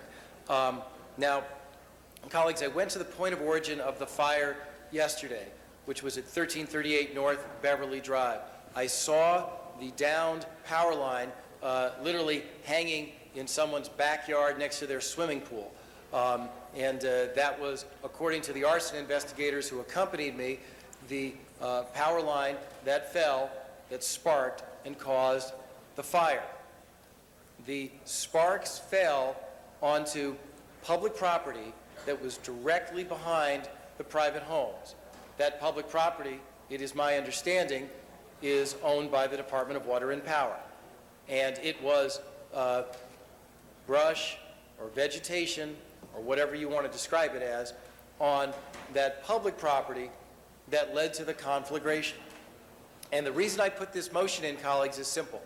As I was walking up and down Beverly Drive yesterday, a member of the public told me, hey, the city makes me clear my brush every year. I've been trying to get the DWP to clear their brush, and they won't do it. That's what caused this fire, Councilman. And so my question to you is, what caused this fire? Yes, excuse me, one second, if we can just hold time. Point of order, Mr. Alarcon? I'm not an attorney, but it seems that this might lead to a very litigious situation, and I'm, having come back, I'm curious as to why we're not meeting in executive session on this matter. Well, I don't know whether it will or won't, but yesterday the fire department at numerous press briefings. May I ask the city attorney for an But I opinion? just want to just give you facts. The fire department at multiple briefings to May the I ask- media yesterday. Mr. President, may I ask the city attorney for an opinion as to whether or not we should be in executive session on this matter? Yes, we'll hear that, but go ahead, Mr. Weiss. Do you want to finish your thought? It's your time, Mr. Weiss. Just because it informs his response, Mr. Alarcon, the fire department at numerous briefings to the media yesterday stated that the down DWP line caused the fire. That's what they fine. said. I just want an opinion of the city Mr. City Attorney? The city council could really only go into closed session on a pending litigation matter if there's anticipated litigation or threatened litigation. And I don't know if there's been any concrete threat of litigation. And another barometer is whether a discussion would prejudice the city in litigation. And at this point, I don't believe we're at that stage. So that we could continue in open session. Okay. So first I'd like to ask Chief Hill. You don't have to be a lawyer to figure out that somebody's going to get sued here. If there's a... I would urge we them can to go always- into executive the- session. In fact, I move it. Okay, we have a motion to move into executive Is there a session. Mr. Zine seconds it. Before we go into executive session, if anybody would like to be heard on that, Mr. Weiss? I would, and I certainly appreciate the concern, Mr. Alarcon, but I will tell you this, the people of my district, they want to know answers, they want to know facts that are in public files right now. The facts they want to know are, was this, in fact, DWP property? Was this property, in fact, cited by the fire department for brush clearance? Was it scheduled for brush clearance? And what had been the history on this property? All of those facts, Mr. Alarcon, are just that. They are facts, they are public records in public documents, and if a Public Records Act request were filed today or tomorrow, these individuals would be under an obligation to produce those facts to the public. So while there may or may not be a threat of litigation, and I certainly understand your point, what we're trying to do here is have a discussion of public facts that will not change with or without a lawsuit. And I think it would be a mistake not to give the public the opportunity to learn now what happened. Okay, on this question, Mr. Alarcon, then Mr. Smith. I have a point of order that I asked the city attorney. City attorney, can we even discuss this matter? It's been not posted. It's not a matter of urgency. And if it's not a lawsuit, I don't think we can discuss it. We had a vote on the findings. Mr. City Attorney, would you like to reiterate what that? There was an urgency finding by City Council in order to discuss this matter, and mainly for public, a discussion of the public actions of the fire department and DWP, and that's why we're having this discussion right now, and it was not agendized. If there is a discussion and it leads to areas that would prejudice the city in threatened litigation, we possibly could go into closed session. The council would have to vote as to whether to go into closed session on that one. So I think to answer your question most directly, Mr. Smith, we did as a body take a vote on the urgency. I asked to reconsider the urgency vote. Okay, we have two motions before us on both of these motions. Mr. Alarcon? Any other, or anybody else wishing to be heard on? Okay. I support the reconsideration of the urgency vote, but it is not my intention to cover anything. It's not my intention to block anybody from getting information that's certainly in the public record, and it's not my intention to shield the city from liability should it have some. It's only to suggest that there are protocols, that this is not a court of public opinion, that I don't want to create a court of public opinion when it may, in fact, go into the judicial system. I think the appropriate way to handle this is to have representation on both sides, talk about the issues, and see if we can come up to a conclusion. But I just don't think that this is the place or time, and you know, when in times of urgency, we sometimes jump to action, and then 2 months later, we're scratching our heads and wondering why we jump to action. We need to be very cautious as we move forward. The most important thing is the fire was put out, people are saved, lives were prevented from harm, and some property was damaged, but we minimized that.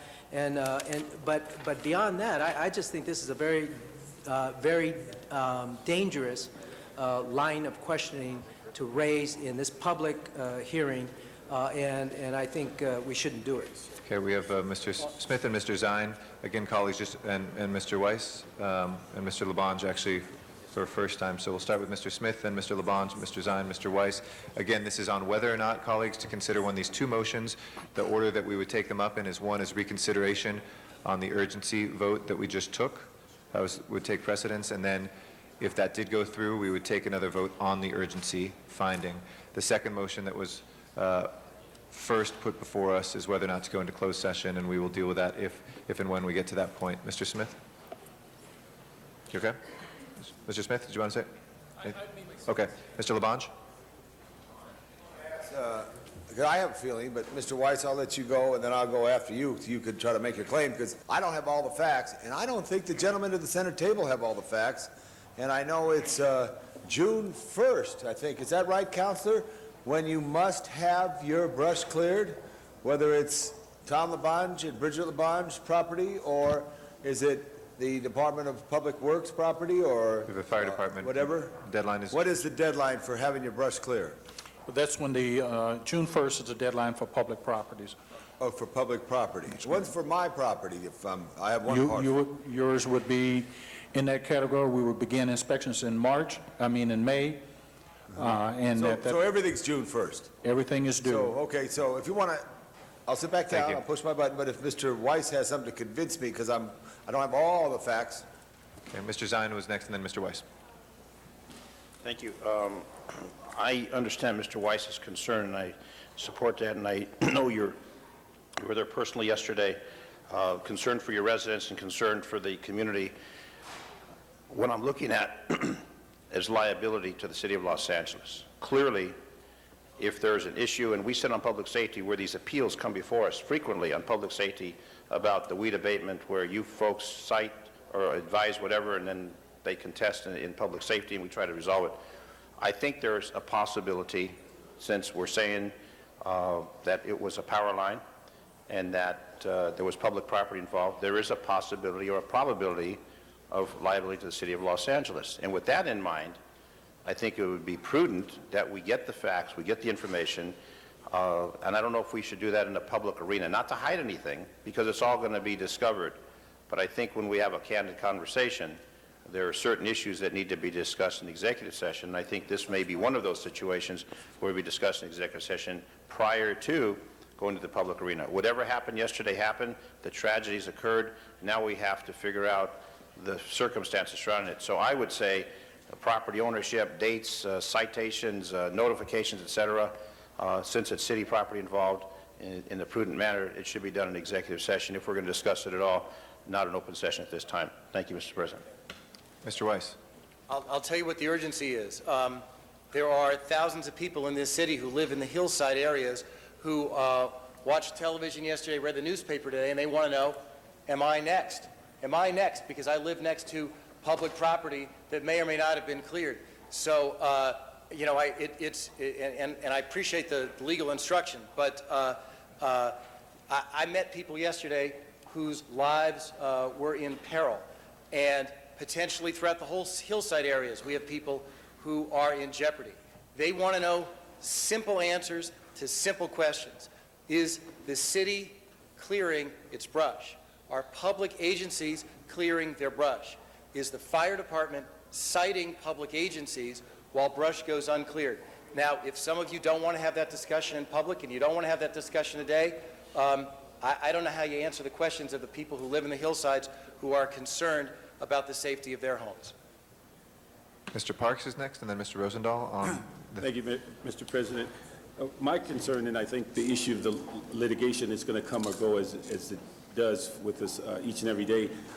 My issue is whether there's really an urgency. And the sense is, I would think that what they may have to say could better be done in the confines of an office meeting where then the material can be discussed, you know what you know at the time, and as the representative for the district, certainly Mr. Weiss has the ability to go out and have a news conference or talk to people and let them know what he knows. But I don't know if the urgency is such that today we need an open hearing because, as I believe Mr. Laban said earlier, they may not have all the details and may not have all the circumstances, and it just may not be the most appropriate place to be at the Horseshoe. But I would support that we reconsider, and that because probably I slept through that vote, but that we should not view that as an urgency because the fire already occurred, the fire's out, and whatever discussions about brush clearing and the area are things in which I think it'd be done well within the confines of a office meeting and not a Brown Act and all the other issues. And again, we would rely on the representative from that area to inform his public as to what he found out, and I think that would be the most appropriate way to deal with it. Mr. Rosendahl, and then Mr. Labange and Mr. Zine. Thank you, Mr. President. Look, be very candid with everybody. My district is also like Jack's district with the hillsides and the canyons. My constituents are worried.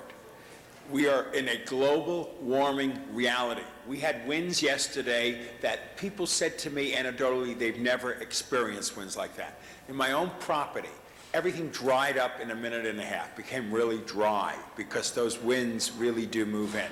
What we need to do is educate the community. Everybody needs to be part. It isn't just the firemen or DWP, it's all of us have to know what we can do and not wait for June. To be candid with you, I think we need to be much more proactive, much more inclusionary, and I support Jack Weiss with wanting to bring it out in the open now. If we have to go into closed session and we do that, whatever we have to do, but I want to give my constituents tools as they go home at night into those canyons and work with the issues so that we don't have people burned out of their homes or anybody killed. It's just a safety issue and an informational awareness issue, and that's why I stand up today. Thank you. Got Ms. Perry for first time, and then Mr. Labange for second, Mr. Zine for a third. Thank you very much, Mr. President. I wanted to stand up and say a few words about urgency, yes or no. You know, we all were affected by the winds yesterday, and if anybody needs to see this, I'll send you the photographs of the fellow I spoke to yesterday who lived on 77th and Broadway. Palm tree snapped off and crushed his truck. And not only did it crush his truck, it blocked the street so that it caused traffic to back up on both sides. All the traffic lights on Florence and Slauson were out east of the 110 freeway. Everybody was working furiously to overcome the horrendous effects from that, the wind, the trees falling. You know, you add all that up, we all had our disasters. And I can't tell you whether it's urgent or not, but I can tell you this much. Debating it in council is not the only way to communicate with your constituents. And I'm not trying to make myself more important than anyone else, but I actually was there with the individual whose truck was crushed by the tree, made the calls not only to my field office but to 311. No, I didn't have a press conference about it. We happened to be in a press conference in 77th Division, but you can communicate with your constituents. Doing it in the council chamber is not the only way to do that. I don't even know whether the department has the information yet or not. There were so many incidents yesterday that I'm sure they're still trying to quantify them and compile the information. I got an email while I was sitting here this morning that we still have parts of a tree down on 6th Street. So, you know, we're still recovering from this emergency, and, you know, the objective for me is to recover from the emergency first. When you're in an emergency situation, the first thing to do is to correct the situation and get people out of danger, and then, you know, we can take it from there. Mr. Labange? The other thing, too, it is an ongoing emergency right now. Is that correct from Water Power standpoint? It's an ongoing emergency. You have people working 16 hours. You don't know. They have the whole thing. You brought people from out of state, from up in Utah, Arizona, up in Owens Valley here. I think what Mr. Alarcon contributed greatly in his opening remarks. So, and what Mr. Park said, what I would suggest is Mr. Rosendahl and Mr. Weiss, go out and have a meeting in that park right there. Bring everybody there. Bring the press there. And have that discussion, because it's ongoing. It doesn't have all the facts. I worry that we are not prepared for an earthquake, and I preach preparedness. Yesterday was an above-ground earthquake, and I haven't thought of the word, but I'm going to think of the word what it is to describe it, because it's a freakish thing. You could call it global warming. It was a big wind. You know, it was Mariah going, woo, you know, times 10. That was weak, wasn't it, there? Man, Could you do that again, Mr. Labange? So anyway. Take two. I got it. So under the guide of that, I don't know how we could talk about that, but I would support it too, because Mr. Rosendahl, I'm a Hillside guy, I'm a Hollywood guy, I got Mount Lee, thank God to the Los Angeles City Fire Department and those great helicopters that put out that fire 2 Mondays ago past that had that incident. If we had that wind yesterday, the fire would have probably stopped in Montebello, you know, on this. It's wind kills. So there's still an emergency going on. People are without power, over 100,000 customers, 75,000. How many customers total? 1.5? 1.4. So we have to work at it. And 99% of all power outages were above ground, not below ground. Need to do more undergrounding. Anyway, thank you very much. Thank you very much. Thank you, Mr. Alarcon. Yeah, on the urgency, the question with regard to whether or not an urgency discussion is appropriate has to do with the need for council to act. I don't know that there is a need for the council to act on anything. If there is some suggestion that the council does need to act, if there was some additional funding or some additional action that is needed, or that the fire department or DWP or anybody else for that matter believes that the council should take, then I think it would be appropriate to have an urgency meeting item on the agenda. But without an idea about what the action being contemplated that the council is going to take, I'm at a loss for why we need an urgency discussion. Secondly, on the issue of I have no problem if we want to get information about what went on. There's nothing to stop us from having a discussion, as Mr. Labange said, out in the park out there someplace, and just having a conversation about what is the response from the fire department, what is the response from DWP, how are we responding to this thing. That's important information, and the public's entitled to it, and I think they should get that. But when we start talking about who owned this property, and do you think that the weed clearance, the weed abatement program was handled properly, I don't know. I get really fearful that information will be spewed out that will be used out of context in some court someplace and put the city in an awkward position, at least, not to mention the city council. I think those discussions need to be had in closed session for all parties involved, and quite frankly, a closed session discussion is going to be much more frank. We're going to have much more information. I certainly would ask more questions in that environment. And I think it's going to be much more productive in the long run. So unless I can get a clear understanding of what the action being contemplated that the city council might have to take because of this urgency motion, I can't vote for it because I don't really see any action we need to take. I see action that the fire department needs to take, the DWP needs to take, and that's mostly out in the field, not in the city council. Thank you. Mr. Zine is next, and then Mr. Weiss. Thank you. Looking at this in a proactive fashion, and I don't want to get off the agenda of this particular measure, my district, Tarzana, Woodland Hills, Mulholland to Ventura Boulevard, Mountain Fire District, along with many other areas, what I would ask is that the Department of Water and Power and any other departments that have land in that Mountain Fire District area immediately within the next few days determine if there's any areas that need to be eradicated of vegetation because of what we're facing in the weather change. So we can talk about all the issues that happened yesterday. My concern now is those areas that haven't been affected and the other residents of the communities that think, is this safe or is it not safe, that the fire department, along with the Department of Water and Power, Recs and Parks, whatever departments, make sure that we're up to standard and we don't have a repeat with city property. Now, if it's private property, that's a broader scale, but we can identify the city property, and I would ask that we do that for the public safety and the public good and get that done as quickly as possible. Mr. Deaton, can your department take care of that? Right. In fact, we're discussing that right now. Okay, because I think that we can resolve fears and concerns of the residents of the Mountain Fire District, knowing that we're going to do that survey, and if we need to remove brush, we do it immediately, as quickly as possible, and not wait. Now, if it's private property, there's a process the fire department goes through. The concern is with the weather changes, and this weekend's supposed to be 80 degrees, and I saw engine companies moving up into the valley yesterday for contingency. It was unusual weather conditions, but we've had unusual weather patterns. We need to safeguard the public safety and people's residents. So we know the areas that exist with the vegetation, so I would ask that between the fire department, water and power, recs and parks, whatever department, city property in particular, we make sure those are within compliance. And if private residents aren't, that we take whatever action immediately to bring those into compliance so we can avoid another tragedy as we saw happen yesterday. Chief Hill, thank you. Mr. Weiss. Thank you, Mr. President. And I've listened to what everybody has said, and particularly, Mr. Stein, to what you just said, which is that is exactly why this is an urgent matter, however you slice it, because undoubtedly there is a lot of public land out there that is adjacent to private property, and all of us have concerns about the manner in which it is maintained. Now, I understand the concerns that people have raised here today. I think we should have the discussion now. I think we should have the discussion in public. And it does not bother me from a litigation standpoint of litigated risk, to have those discussions in public, because my view is, and this has always been my view as a lawyer, is facts are stubborn things.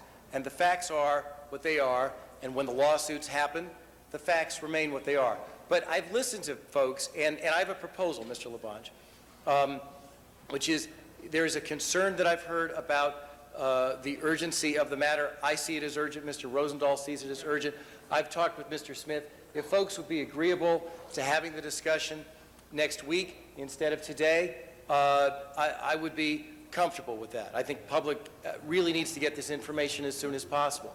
Now, I'd say to Mr. Alarcon, we have had multiple discussions on multiple lawsuits in the past, and these are on actual lawsuits, Mr. Alarcon, things that have actually been filed, where there is some discussion, if appropriate, in closed session, and there's also discussion about the public policy issues and about the basic facts in open session. Because this is an issue where the public needs to know the basic facts. You have concerns about issues that could affect, for example, you said, the city's opinion about whether a certain amount of clearance had been adequate, and you seem to be concerned about certain issues being protected from the standpoint of litigative risk. There is a way to do that. And the way to do that is to have discussion of some matters in open session and some matters in closed session. And if that's what you're driving at, I would accede to your position and agree to do it in that manner and do it next week. But if that's what people are saying, then I would make that accommodation. I do think this is a very significant matter, and as both Mr. Zine and Mr. Rosendahl said,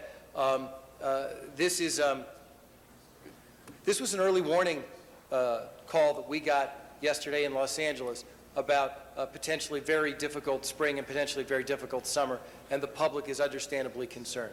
But I would modify my earlier motion, Mr. President.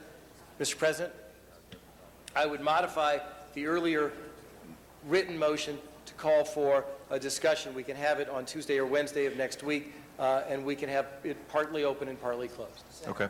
That's seconded by Mr. Wesson. Mr. Labange? I know Ms. Hahn knows, but you know what a joint poll is, Jack? Okay, it should be listed in there because it's not just the ownership of the land, it's the ownership of the pole, right? And who's on the pole and whose wire it is. So could we amend it to just add who owns the pole? Should we? Technically? It's certainly an interesting discussion. Yeah, so I think just who owns the, because there's an unbelievable amount of people on a power line, and phone company, Edison, cable company, whatever, joint pole. You know what a joint pole is? You know what a joint is? Joint pole is over there, down on, there, okay, thank you. Excuse me, I apologize, I made a mistake there. All right. Stop. We have the motion before us, which would modify and would continue until, so Mr. Weiss, just to clarify, it would withdraw this 23. Okay. Is there any objection, folks, to the withdrawal? Colleagues? Ladies and gentlemen, any objection to withdrawing? Okay.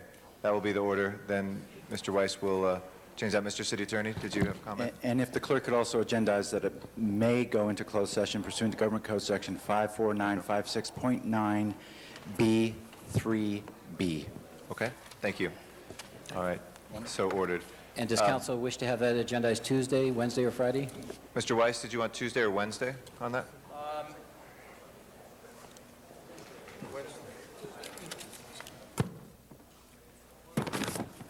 Yeah, Tuesday. Tuesday, without objection. So ordered. Thank you very much, and thank you to the men and women of the fire department who are out there working, as well as DWP employees who are out there working to restore power. We will get to public comment next after one other item that we have had a request for out of order, and so we thank public comment speakers for their patience. Yeah, Mr. Smith? I was just going to ask that number 4 go forthwith. Okay. If there's no objection, we'll send forthwith. And Ms. Hahn has asked for item number 20 to go out of order next, which we do have public speaker cards for as well. Without objection, we'll take up item number 20. And at this time, I'd like to invite forward Charlotte Villacorta. Charlotte Villacorta. And then Elliot Petty. Yes, Mr. Weiss? Interrupting, Mr. Deaton. Mr. Deaton tells me that the DWP has a board meeting in the harbor on Tuesday, and he has requested that we have the hearing on Wednesday. Wednesday? And I will, as a courtesy to Mr. Deaton, Okay. do that on Wednesday. Without objection, that will be for Wednesday then, colleagues. Please, Charlotte. Thank you for your patience. Thank you. Hi, my name is Charlotte Villacorta, and I work for Albertson Stores for 13 years. And I'm going to leave of absence from the store, working with the union on the grocery store campaign, on the contract campaign. We, the members, feel that these grocery stores need to go back to the bargaining table and negotiate a good contract for us, because it's been too long. We all have families, you know, and we all been through what we went through 3 years ago, and we do not want a repeat of that. And I think that we make billions and billions of dollars for these grocery stores, Albertson, Ralph's, and Vons, and I think that they should respect us enough to go back to the table and give us a fair contract. We serve the communities, we serve the customers with the utmost respect, and we feel that these grocery stores are not giving the respect back to the members. We feel that there's a two-tier system in the community and the two-tier system in the store. And by that, I mean that these grocery stores are closing a lot of their stores in the inner city, in the low-income communities, East LA and the South LA areas. And we, the members, think that in order for us to have a change, that we have to make a difference, and we're just asking for them to give us a good contract because they're taking too long. And a lot of the members are getting really nervous, and you know, we got to realize that we have families, and 3 years ago during the strike, a lot of us had our family members taken away by committing suicide. We had a lot of members losing their homes. I myself had problems paying my mortgage. I'm sorry, it's just that I just wanted to let the community know that thank you for being behind us 3 years ago, and we would like for their support this time around. Thank you very much. Elliot Petty is our next speaker. Thank you. I'd like to thank Council Members Hahn and Parks for bringing this important matter before the Council. I'd also like to thank Council Member Herb Wesson for holding a hearing on an important issue around grocery access and job quality standards at the ACED committee meeting just this past Tuesday. I'm with the Los Angeles Alliance for a New Economy, and we're part of the Los Angeles Grocery Worker and Community Health Coalition, and we believe that the grocery industry is at a crossroads, and civic and industry leaders need to take action to prevent the Walmartization of this industry. The retail food sector is a $31 billion industry with more than 2,000 stores throughout Southern California and plays a major role in our local economy. The choices made by supermarket executives in the contract negotiations can have far-reaching consequences for our city, affecting the well-being of tens of thousands of workers and their families, access to healthy food for entire communities, and our public health care system and the city's tax base.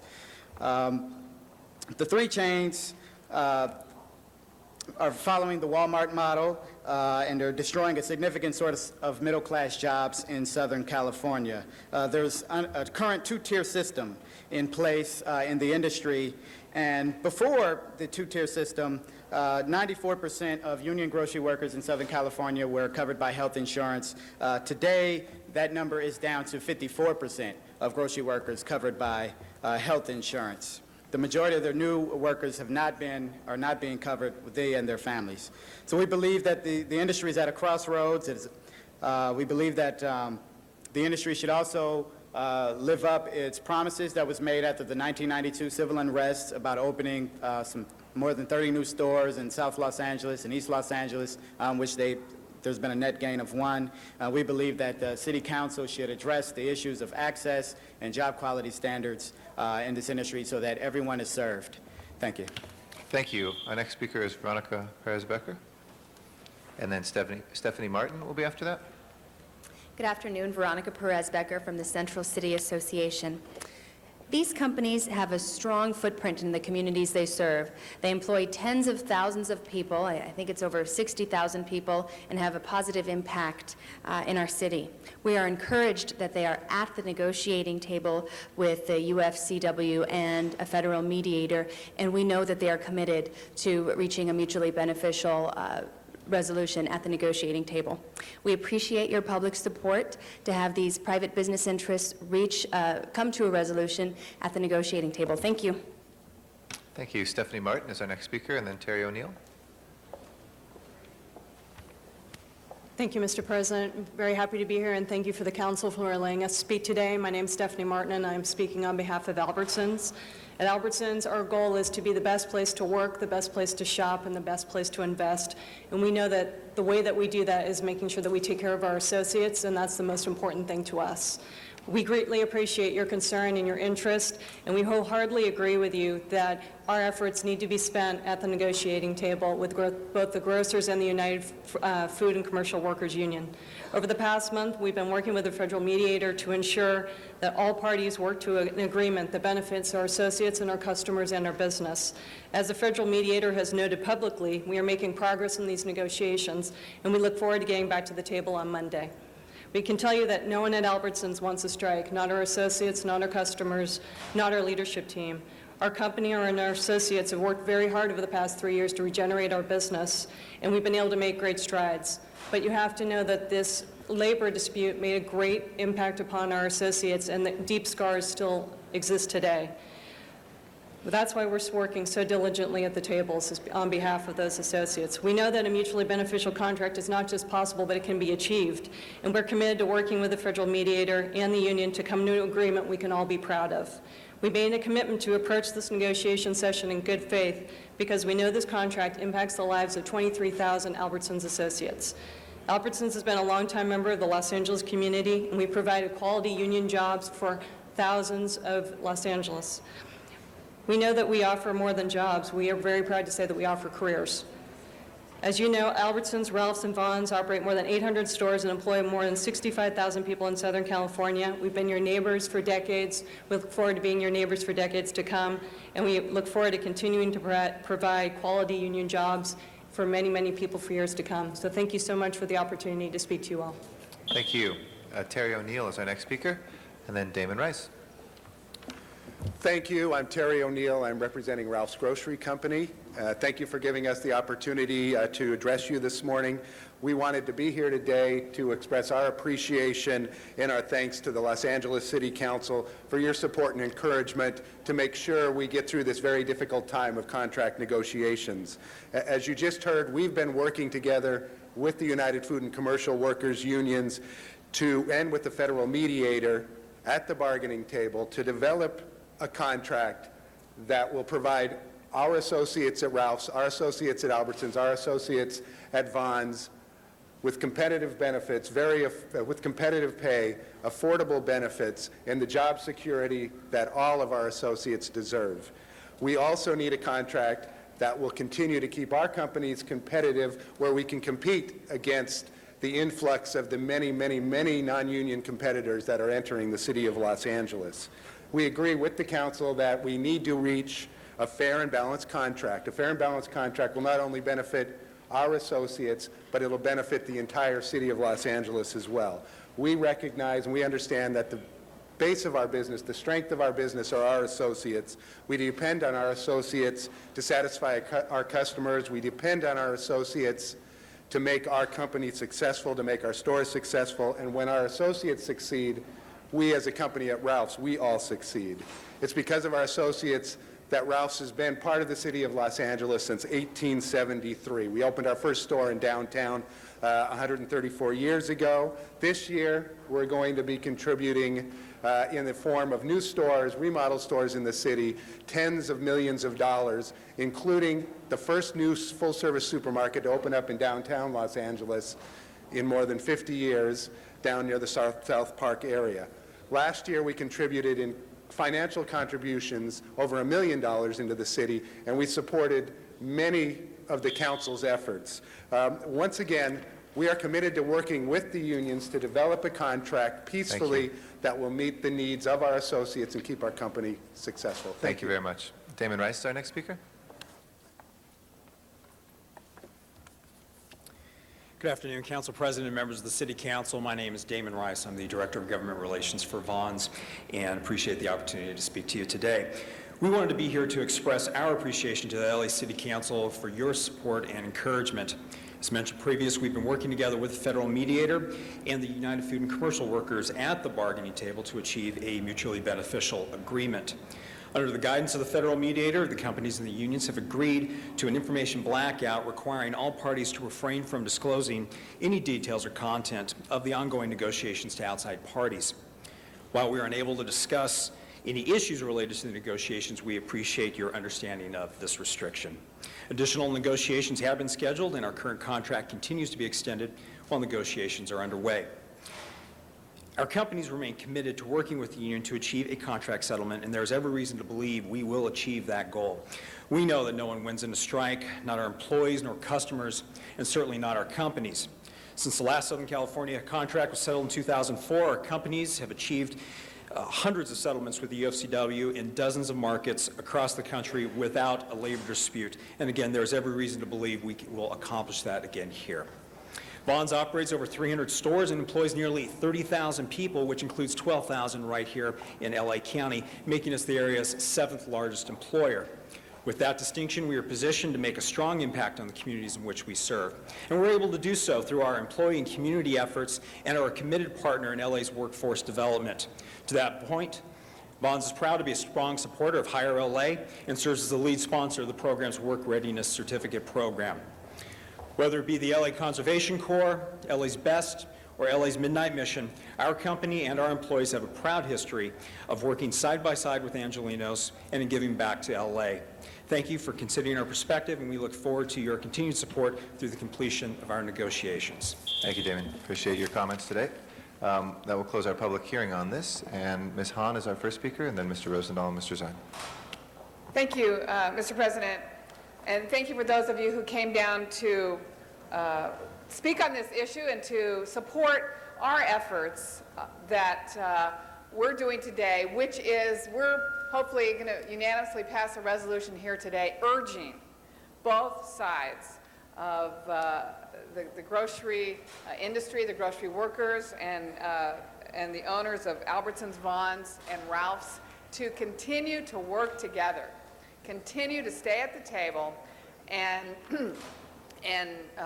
negotiate a contract that will be beneficial to both sides. And we're urging that because many of us, it wasn't that long ago, it was 2003, that we saw a lockout and a strike. That one lasted for 5 months.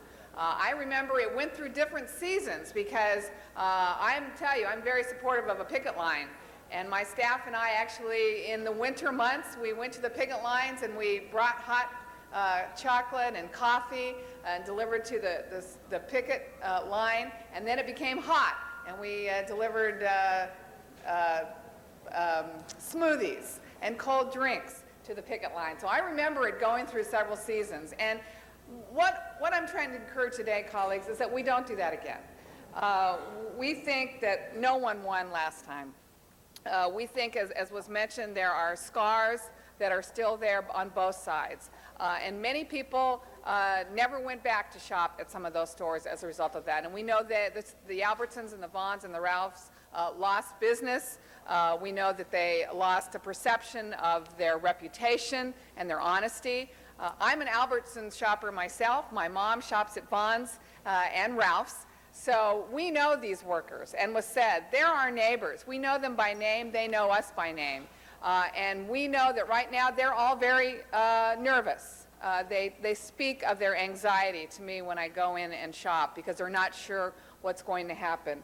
But we're just urging that both sides stay at the table, work together. We know that Gelson's and Stater Brothers have already reached agreements with their workers, and we're calling on Vons, Ralph's, and Albertsons to do the same thing. Colleagues, just for your information, their contract expired on March 5th.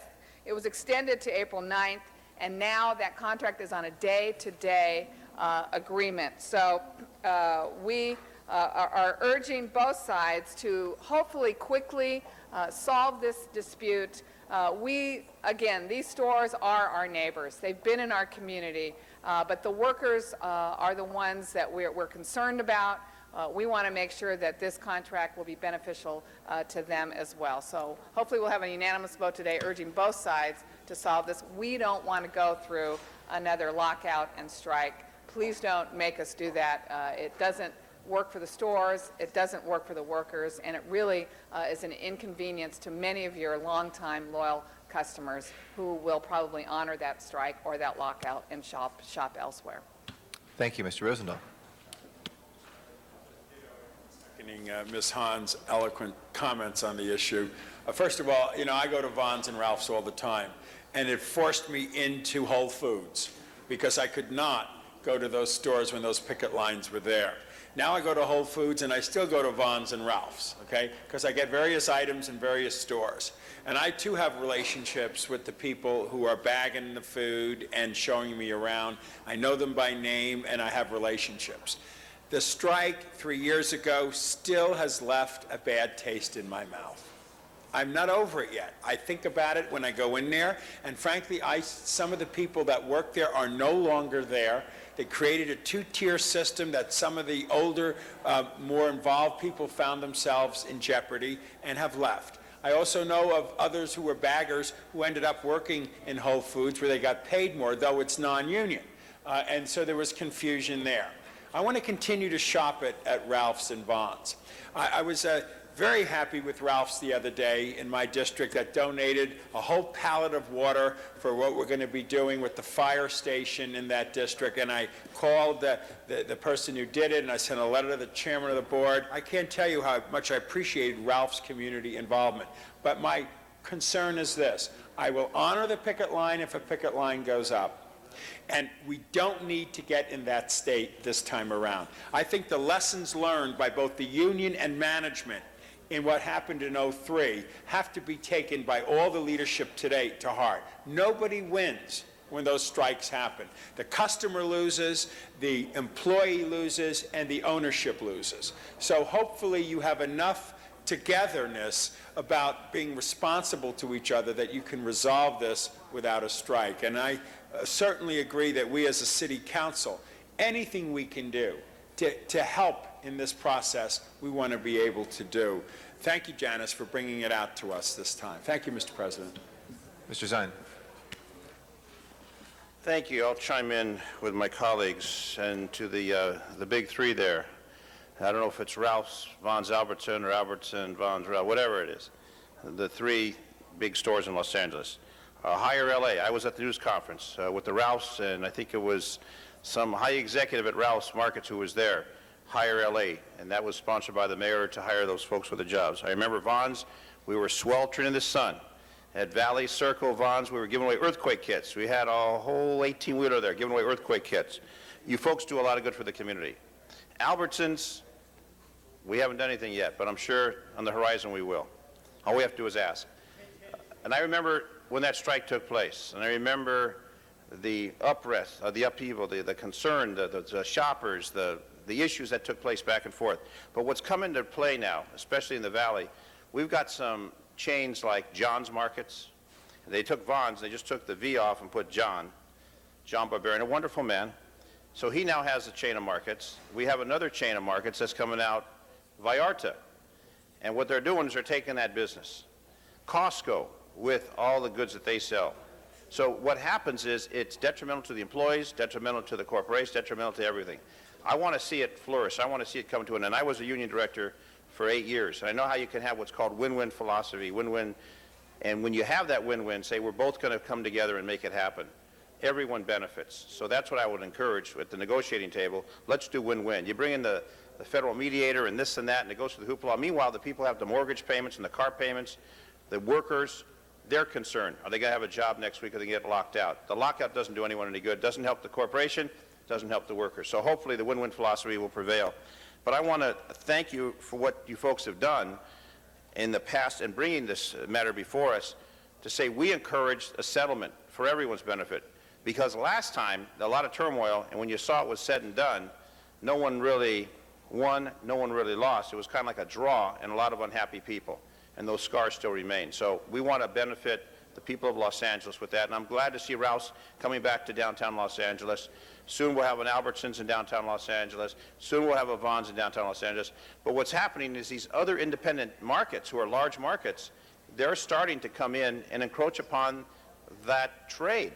And if you look at the Valley, Vallarta is doing extremely well. You can't find a place in the parking lot. So however they're doing, they're taking business away from you folks. And they're nice people. I'm not saying Vallarta and John's Markets isn't good. But I'm saying is they're taking away the business that you folks have. And once you then go on a strike and a lockout, now there's more business that's going to be lost. And to capture that back is difficult. So hopefully cool heads will prevail. Jan Perry will get the Ralph's in her downtown district. I know, but it's not there for the grand opening and the ribbon cutting yet. But for the corporations, we support fairness. We support the bargaining to be done properly, and the lockout, again, no one's going to benefit. So I wish you well, and just remember those two words I learned many, many years ago in negotiations. We don't have any losers, we have winners, and that's what's called win-win. Good luck to you. Thank you. And thank you, Janice Hahn. Mr. Parks, and then Ms. Perry. Thank you, Mr. President. I'm very pleased and able to shock Janice Hahn by signing that motion. But it is important, and I think so many people have talked about the business that may be lost, and also the employees lose salary and benefits in which they can't support their family. But I have a different issue, and that is the thousands of people that do not have access to groceries, and particularly representing a district that is the most underserved as far as groceries in this region, is in most of the areas south of the Santa Monica Freeway, that's something in which the community doesn't look forward to. Currently, even with the few stores that are there, the bulk of our business or groceries are provided by the mom and pop neighborhood stores of Numero Uno and others that have taken up that responsibility. We're fearful, as people have watched the stores leave the community, that they begin to identify those small store sizes that used to be boys' markets, that they view those are all marked to eventually leave the community. It was unfortunate recently that we woke up one day that on Manchester and Hoover, that a Ralph's store left the community, and before we had even an opportunity to discuss what should be the alternative or another store coming in, it turned out to be a 99-cent store. So the community not only lost groceries, but they had no opportunity to even express their concern. And then in Jan Perry's district at Figueroa and Vernon, a store I shopped in when I was in grade school disappeared, and it's now a Ross. And so these are things that, in addition to settling these labor disputes, we have to collectively, from labor and business, get together and figure out how can we abandon an entire segment of a community by moving those stores. There obviously is a need for groceries. There's obviously a amount of money in that community in which people are buying groceries, but to put them at that kind of a disservice to not have access to fresh groceries is something that it should be all of our responsibility to look towards. My wife was so concerned on the last strike that at the Albertson on Crenshaw, that we finished our toy giveaway at Leimert Park, and she insisted on taking the workers the toys that she had accumulated to make sure their families had a decent Christmas, or assisted them in having a decent Christmas. And so it's something in which all of us will suffer if the sides can't get together, but it doesn't solve the whole issue. If once the sides are together, we would expect business and labor to get together and find out, how do we replace those stores that have been vacated? How do we bring those kinds of services, and also the quality of those services? I think the only store that's even close to I think the term is a premium Ralph's in my community is at Slauson and Crenshaw, and that was just rebuilt, but it still is not at the highest level of the quality of stores that's put in place. And then when you drive to Lincoln Boulevard and find you have two Ralph stores that are as large as any stores you can find within walking distance of each other, that are right off the freeway at Lincoln, you begin to wonder why the areas that's east of that community are being abandoned. And if the view is we'll build them and they'll come, you've certainly identified the fact that people will drive to get those groceries, but why should they leave their community for something as essential as milk, bread, and the things that they need to care for their kids? And so I'm certainly supportive that we encourage both sides. Certainly the council's not taking a position of favoring either side. The issue is it's got to be resolved. It's something that the community will suffer, business suffers, the employees suffer, but I'm most concerned about those community members that have limited access to groceries now, and then if they are put in a position for 6 months, 3 months, 2 months, that all the stores are closed, then where do we put them as it relates to their families?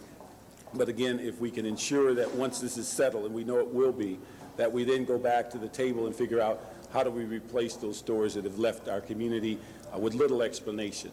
Thank you. Ms. Perry. Thank you very much, Mr. President. Yes, I'm the councilperson who represents the area of Vernon and Figueroa, where Ralph's left, Ross came in, and while Ross is doing really, really well, very well, which to me indicates that it is a good location and a prime location, it doesn't sell food. The need to purchase food is kind of a recession-proof activity, because people always need to eat, and we do not have enough food choices, as Mr. Parks said. And I think you'd find stronger partners in us if we believed that you were willing to make a commitment to locate in the southern part of the city, but the commitment isn't there. And just to highlight that, let me just say this, and I support union workers, and I support the rights of the workers, and I welcome you, as I have welcomed you to downtown Los Angeles. And as for Vons and Albertsons coming to downtown Los Angeles, I don't know what you're talking about, Dennis, because that's not happening. They're not, they have expressed no interest in that. So the only store that's coming to downtown Los Angeles for the first time in 60 years is Ralph's. But they're not in the southern part of the city, and I just need to say that for the record. Here's the thing that's most amazing. The only store which has expressed an interest in coming to Adams and Central is a company that's not even from the United States. It's from Tesco, Great Britain. Tesco is coming to Adams and Central, and I'm grateful for that. I've been able to see what they do in Great Britain, and it's pretty wonderful. The square footage, 14,000 square feet, doesn't pose a threat to any grocery store chain here in our own country, but I think it's pretty amazing that we have to have a foreign corporation without bias, without baggage, without prejudice, without any hesitation come into South Los Angeles. So something that we should all think about. Thank you, Ms. Perry. Anybody else wishing to be heard on this item? If not, let's go ahead and open the roll, close the roll, and tabulate the vote. 10 ayes. That is approved. Thank you very much, the members of the public, for your patience. We'll now go to public comment. Again, I want to thank the public comment folks for their patience with other public comment cards that we moved forward with the other item. Chuck Tenon is our first speaker, then Michael Carrion will be second. Mr. Tenon? And if I can ask folks in the aisleway there just to clear to the side, please, so we can hear. Chuck Tenon is our first speaker, Mr. Carrion, and then you, Mr. Carrion, after Chuck Tenon. So, yes, my name is Michael hold on one second. It's Mr. Tenon is first, and then your second, Mr. Carrion. Oh, yeah, Mr. Parks? Let me just ask, could we get that item that we deferred to Tuesday to Wednesday, because I may be in court on Tuesday? Okay. Item number 2, if there's no objection, we'll make that Wednesday. Thank you. Mr. Tenon and then Mr. Carrion. Sorry, I keep saying Mr. Tenon and then Mr. Carrion. So Mr. Tenon was first. Thank you. Good afternoon, council members and President Garcetti. I'd like to commend all of the city council members for passing the relocation ordinance. It's only a tiny but big first step in the hard work ahead to make it work for everyone it affects. And thanks to whoever got Jane Usher out of bed to make her presence, she came through again in justifying it. And Councilman Alarcon, your points about helping the poor and needy and not the people that don't need it, your point was well taken in giving relocation assistance to the people that really need it. Thank you for voting yes. We know that you will be an instrumental force in bringing good changes for the needy people in the city, as well as your commitment to housing. I'd like to explore with you the idea that was brought up to President Garcetti, an affordable land severance package for tenants with partnership with this city that can subsidize the idea, where a developer or a nonprofit organization in partnership with the city purchases structurally sound buildings and land that are going to be demolished and sells the improvements to the tenants, giving them a small stake in ownership without having to be evicted and more loss of affordable housing, giving tenants a place to live by owning their apartment just like owning a condo, but more affordable. We did a study on our building that's going to be demolished at 11927 Magnolia Boulevard, and it worked out to $1,000 a month. Boy, that'd be a great thing. In Valley Village, Studio City, and other parts of the city, hundreds of tenants like myself have been evicted and displaced, recently forced out of their homes since January. This relocation ordinance came too late for us. It won't help us, but it will help others. So I say to you, council members, don't stop, keep going, and accept the challenge. Thank you. Thank you, Mr. Tenon. Thank you, Mr. Carrion, for your patience. Mr. Carrion is second. We have another speaker after that. Yes, my name is Mr. Carrion. I live in the 14th District. I'm here today on a letter that was sent to Mr. Rosenthal on February 14th of 07. And it says, Council File 06-2445. Each one of you council members got one of these, okay? It goes on to state, like I said the last time, meanwhile, some policies have been met. One goal has not been reached to approve the consistent, appropriate level of care on our street trees. Can I get your attention, please? This goes directly to Mr. Rosenthal, Labange, and Mr. Smith. This is your department, sir. It also goes, the inability to maintain an adequate pruning cycle has significantly impacted the long-term health and safety of our urban forest. To reduce the staff to manage the urban forest is to proactive manner to increase the service reduction blog, citizen dissatisfaction with the services, arrange pre-trimming maintenance costs. Basically, this memo states that the city is liable for all the damages that are caused by their trees due to the lack of maintenance. You guys were talking about earlier, keeping this in closed session, sir. I've been trying to bring this to your attention for years already. But the city doesn't want to talk about this, okay? If you have a question and something fell on your tree, this is going out to the public since Mr. Labange and nobody wants to listen, file a complaint. Look up this number, 06-2445, and read this. It states that the city is liable, the city is knowledgeable, that they do not take care of their trees in a timely manner. They're letting them decay. They're letting them fall on cars. They're letting them damage people, but they do not get off these seats to do anything about it. Thank you. Our next speaker, it says environment. Is there somebody who's environment? If you could just state your name, sir. For the record. Yes, my name is Charles Brister from 1-800-UNITE-US. Thank you. Thank you for your time. It's good to hear from some of the elders this morning. And Richard Alarcon, I'd like to thank you for the sharing that story about Jackie Robinson. Very good. Yeah, I'm concerned about the environment and the population growth here in Los Angeles. We're seeing some major problems with eminent domain. We're seeing neighborhoods being destroyed for schools and other reasons. We're seeing temperature changes with the global warming and a lack of water, rainfall. That's going to be a major issue over the next 5 to 10 years. Increasing population, less water. So I'm hoping that you guys will really take steps, look at desalination projects and other sources of water before it really becomes a critical life and death issue. So those are my main concerns about the environment right now. And then also the eminent domain problem. We got to make sure that certain communities aren't more affected. Regarding the environment, I don't know how many of you read that report that said LA is the worst place for environmental racism. I was shocked. But I believe we have the right team, the right representatives here at City Council to address these issues, and I'd like to see that in the weeks and months to come. Thank you very much. Thank you very much, sir.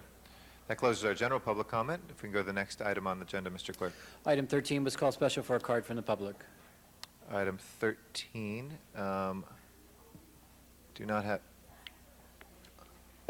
sorry, I have one for item 18. I do not have one for item 13. Is there anybody who wishes to be heard on item 13 in the audience? If not, we will open and close the public hearing on item 13.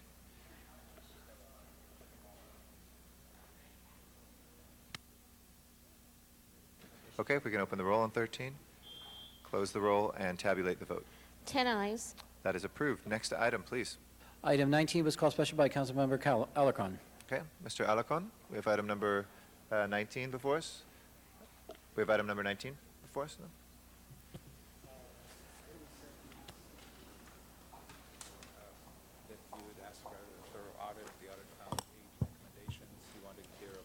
Actually, members, thank you.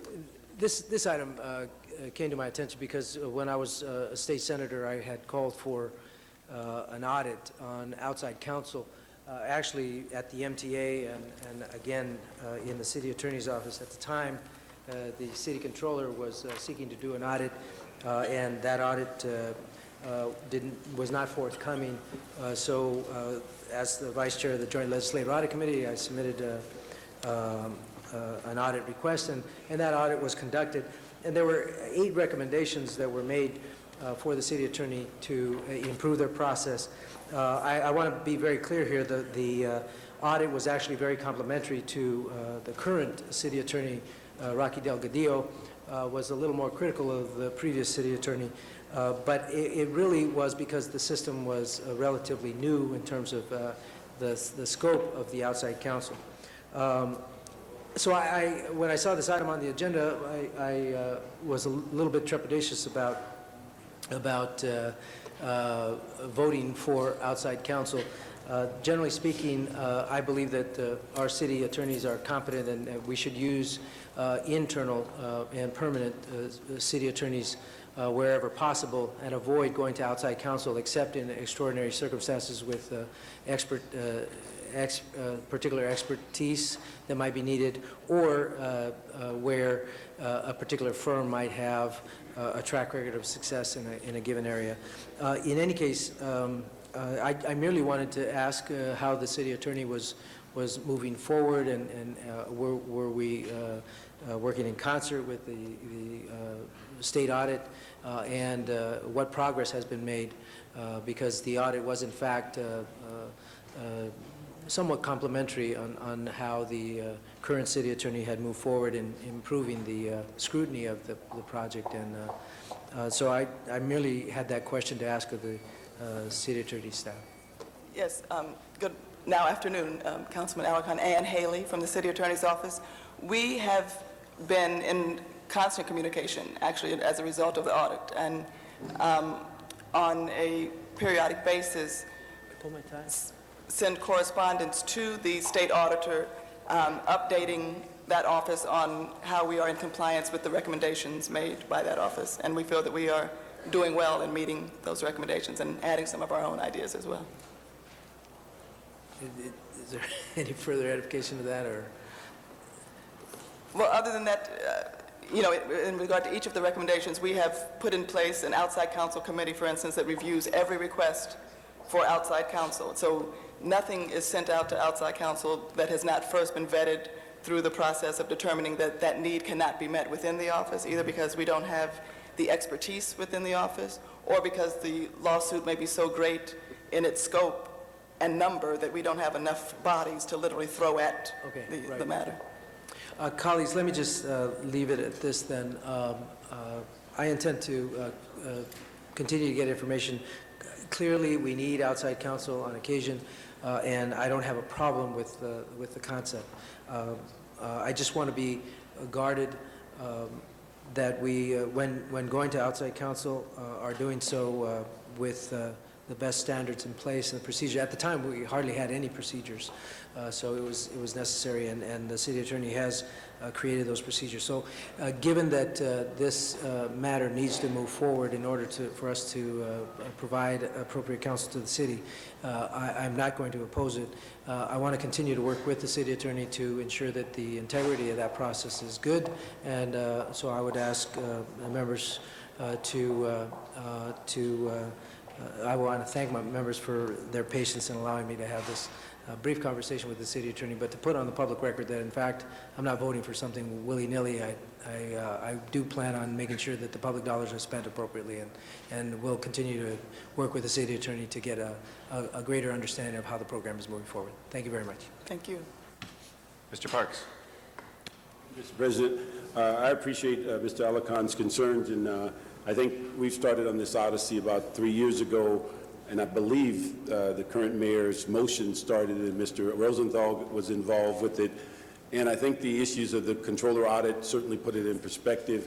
And through the Budget Committee, we have been trying to move forward on a number of those issues. And I think the thing that has been most helpful is the committee that was put forward that reviews outside counsel for all cases, and that we took a while to figure out there were funds from the independent departments or proprietary departments. There's funds that deal with the sewers, and there's also funds with general funds. So we should get a report next week, I believe. That will be the first one that will show all of the expenditures from all of the funds in the city, that tells you where we are collectively, because we were dealing with them in 4 or 5 different funds. And I think the issues as we go forward, you'll probably hear in the Budget Committee some discussions of whether the amount of money we spent on FSLA, should that be done in a different fashion, because some of those that one law firm has made a significant amount of money dealing with 3 or 4 or 5 cases for the city, and we paid some significant litigation costs plus settlements on those cases. The other one, we've shown a significant uptick in employee cases recently, and that's an area to be discussed. And so there's a number of things that will be dealt with in the budget and finance or through the budget process. But on these cases, I think it's pretty well documented that without these allocations, the defense of the city cannot go forward. And in fact, some of these people are in starting blocks waiting to get prepared on cases. Some of them are in different phases of trial. And so I think it's in our interest to move forward. But I do appreciate Mr. Alicon's voice as we keep looking at ways to reduce the amount of money, but give the best coverage for the city as it relates to our defense of a lot of this litigation. So I'd ask that we move this forward so that we can get those attorneys on board and keep looking at ways to make the process better. Thank you, Mr. Parks. No other members wishing to be heard. Let's go ahead and open the roll again on this item. Close the roll and tabulate the vote. 10 ayes. That is approved and forthwith without objection again. Thank you very much. Next order of business. Council has motions for posting and referral. Those are posted and referred without objection. There are excuses on the desk. Councilmember Smith requests to be excused Tuesday, April 24th for city business. That meets council policy. That excuse is granted. Councilmember Cardenas requests to be excused to arrive late on Friday, April 20th, and for the whole meeting on Friday, April 27th for city business. That meets council policy. Okay, that excuse is granted. Councilmember Zine requests to be excused to leave at 11:20 on Wednesday, April 25th for city business. A motion is required. I will move, and Ms. Perry will second. If there's no objection, that excuse will be granted. And Councilmember Zine requests to be excused for the meetings of Friday, June 15th and Friday, July 20th for city business. That meets council policy. Okay, that excuse is granted as well. That does clear the desk. Announcements, colleagues. Mr. Rosendahl? Thank you, Mr. President. We have the grand opening ceremony coming up this weekend on Saturday, April 14th of our Fire Station 59. It's at 11505 Olympic Boulevard. I'll be there, and so will a lot of other folks, including our mayor and the interim fire chief. There'll be music, children's activities, refreshments, and it gives the West LA people a chance to see the fire station and how it's been remodeled and redone, and also the training areas that are also going to be there. It's going to be a great event. And like I said earlier to Ralph's, I want to thank them again for the pallet of water that they brought for it. It's a real community festival. So people in West LA, again, this Saturday, April 14th at 10 a.m., right there on Olympic Boulevard where the fire station is. That's 11505 Olympic Boulevard. See you then. Thank you very much, Mr. Rosendahl. With announcements, Mr. Labange. Yeah, led by Target King and all the folks in the Create America community, over 3,000 volunteers will come to Griffith Park for a beautification project tomorrow. That's at 9 a.m. at the Bird Sanctuary up Vermont Canyon. And also in the afternoon, after you do that great work, go over to the Autry National Center where they have their famous barbecue, their annual barbecue where some of the great barbecuers come together and barbecue for the best award. Finally, at the zoo will be their Sunset Safari that will take place at the Los Angeles Zoo tomorrow night. And also a reminder on Sunday at 1:45 in the afternoon at Pan Pacific Park, the Holocaust Remembrance Day will take place in the Los Angeles Holocaust Monument, and everyone is invited to attend at 1:30 at Pan Pacific Park. And not to forget, at 5 p.m., the great remembrance of the 60th anniversary of Jackie Robinson Day, as Mr. Reyes so eloquently presented this morning at Dodger Stadium. It's going to be a very good weekend. Thank you. Mr. Parks? Thank you, Mr. President. I just would like to notify the community, and particularly our youth, that with the opening of baseball season, many of our parks are starting their baseball and softball opening days. And just to let people know that Saturday, April 28th at Dinker, 10 o'clock, Harvard Park at 10 a.m., Saturday, May 12th, St. Andrews Park at 10 a.m., and Van Ness Park on Saturday, May 5th at 10 a.m., and Saturday, May 19th at Algin Sutton, and also finally Mount Carmel Park at 10 a.m. So those are the openings of the baseball season for the LA Rec and Park facilities. Also for Leimert Park, there'll be Mr. Fari Hutchison is having his roundtable discussion tomorrow at Saturday the 14th at Lucy Florence in Leimert Park, and it will deal with the procedures within the city as far as the reappointment of the chief of police. And then finally, the future of South Los Angeles for economic development will be, which will be holding a panel discussion chaired by Michael Banner of ULI, April the 17th at the Aqua Lounge on 6100 Center Drive in Beverly Hills. Thank you very much, Mr. Parks. Any other announcements? Mr. Zion. Just a couple, Mr. President. Discussing the springtime in baseball. Reseda Rec Center opening day, spring baseball, is going to be this Saturday, 8 a.m. at Reseda Rec Center on Victory. Also on Saturday, St. Mary's Assyrian Church is going to have a major food entertainment festival on Lindley, 5955 Lindley in Tarzan. Everyone's invited, and they have delicious food there. 5955 Lindley at St. Mary's Assyrian Church. And also, we have the 26th Annual Gala Iranian New Year that evening, and that's at SC. Also, on the 15th, the Pan Pacific, they will have the Holocaust Remembrance Day at Pan Pacific Park, and I know many members of the council will be there, along with members of the public, and there's full-page ads in the Daily News on that.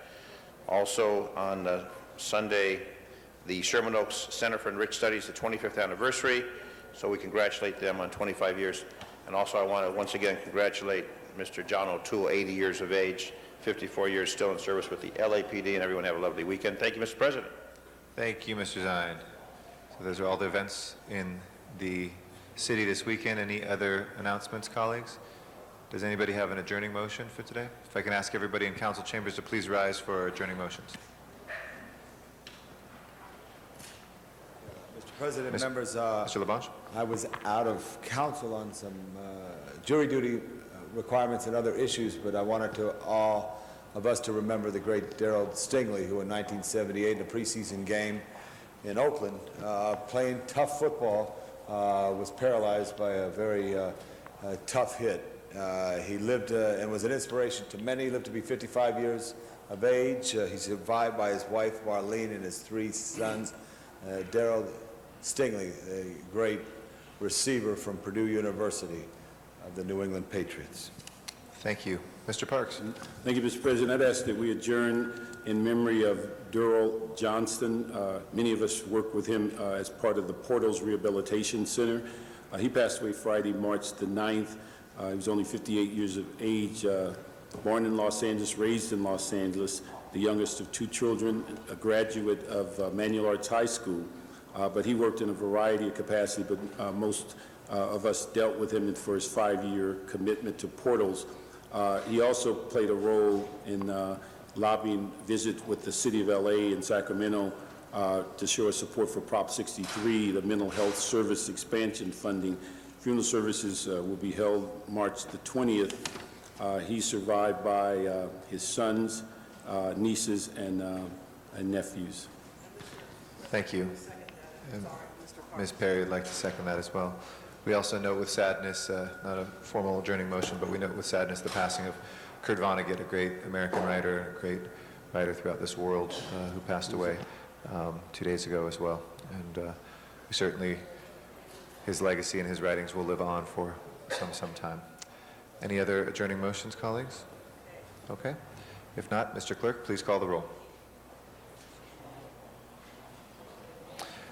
We wish everybody a good rest of Friday the 13th. We will see everybody back here in council chambers Tuesday, April 17th. Thank you all, and have a great weekend. This meeting of the Los Angeles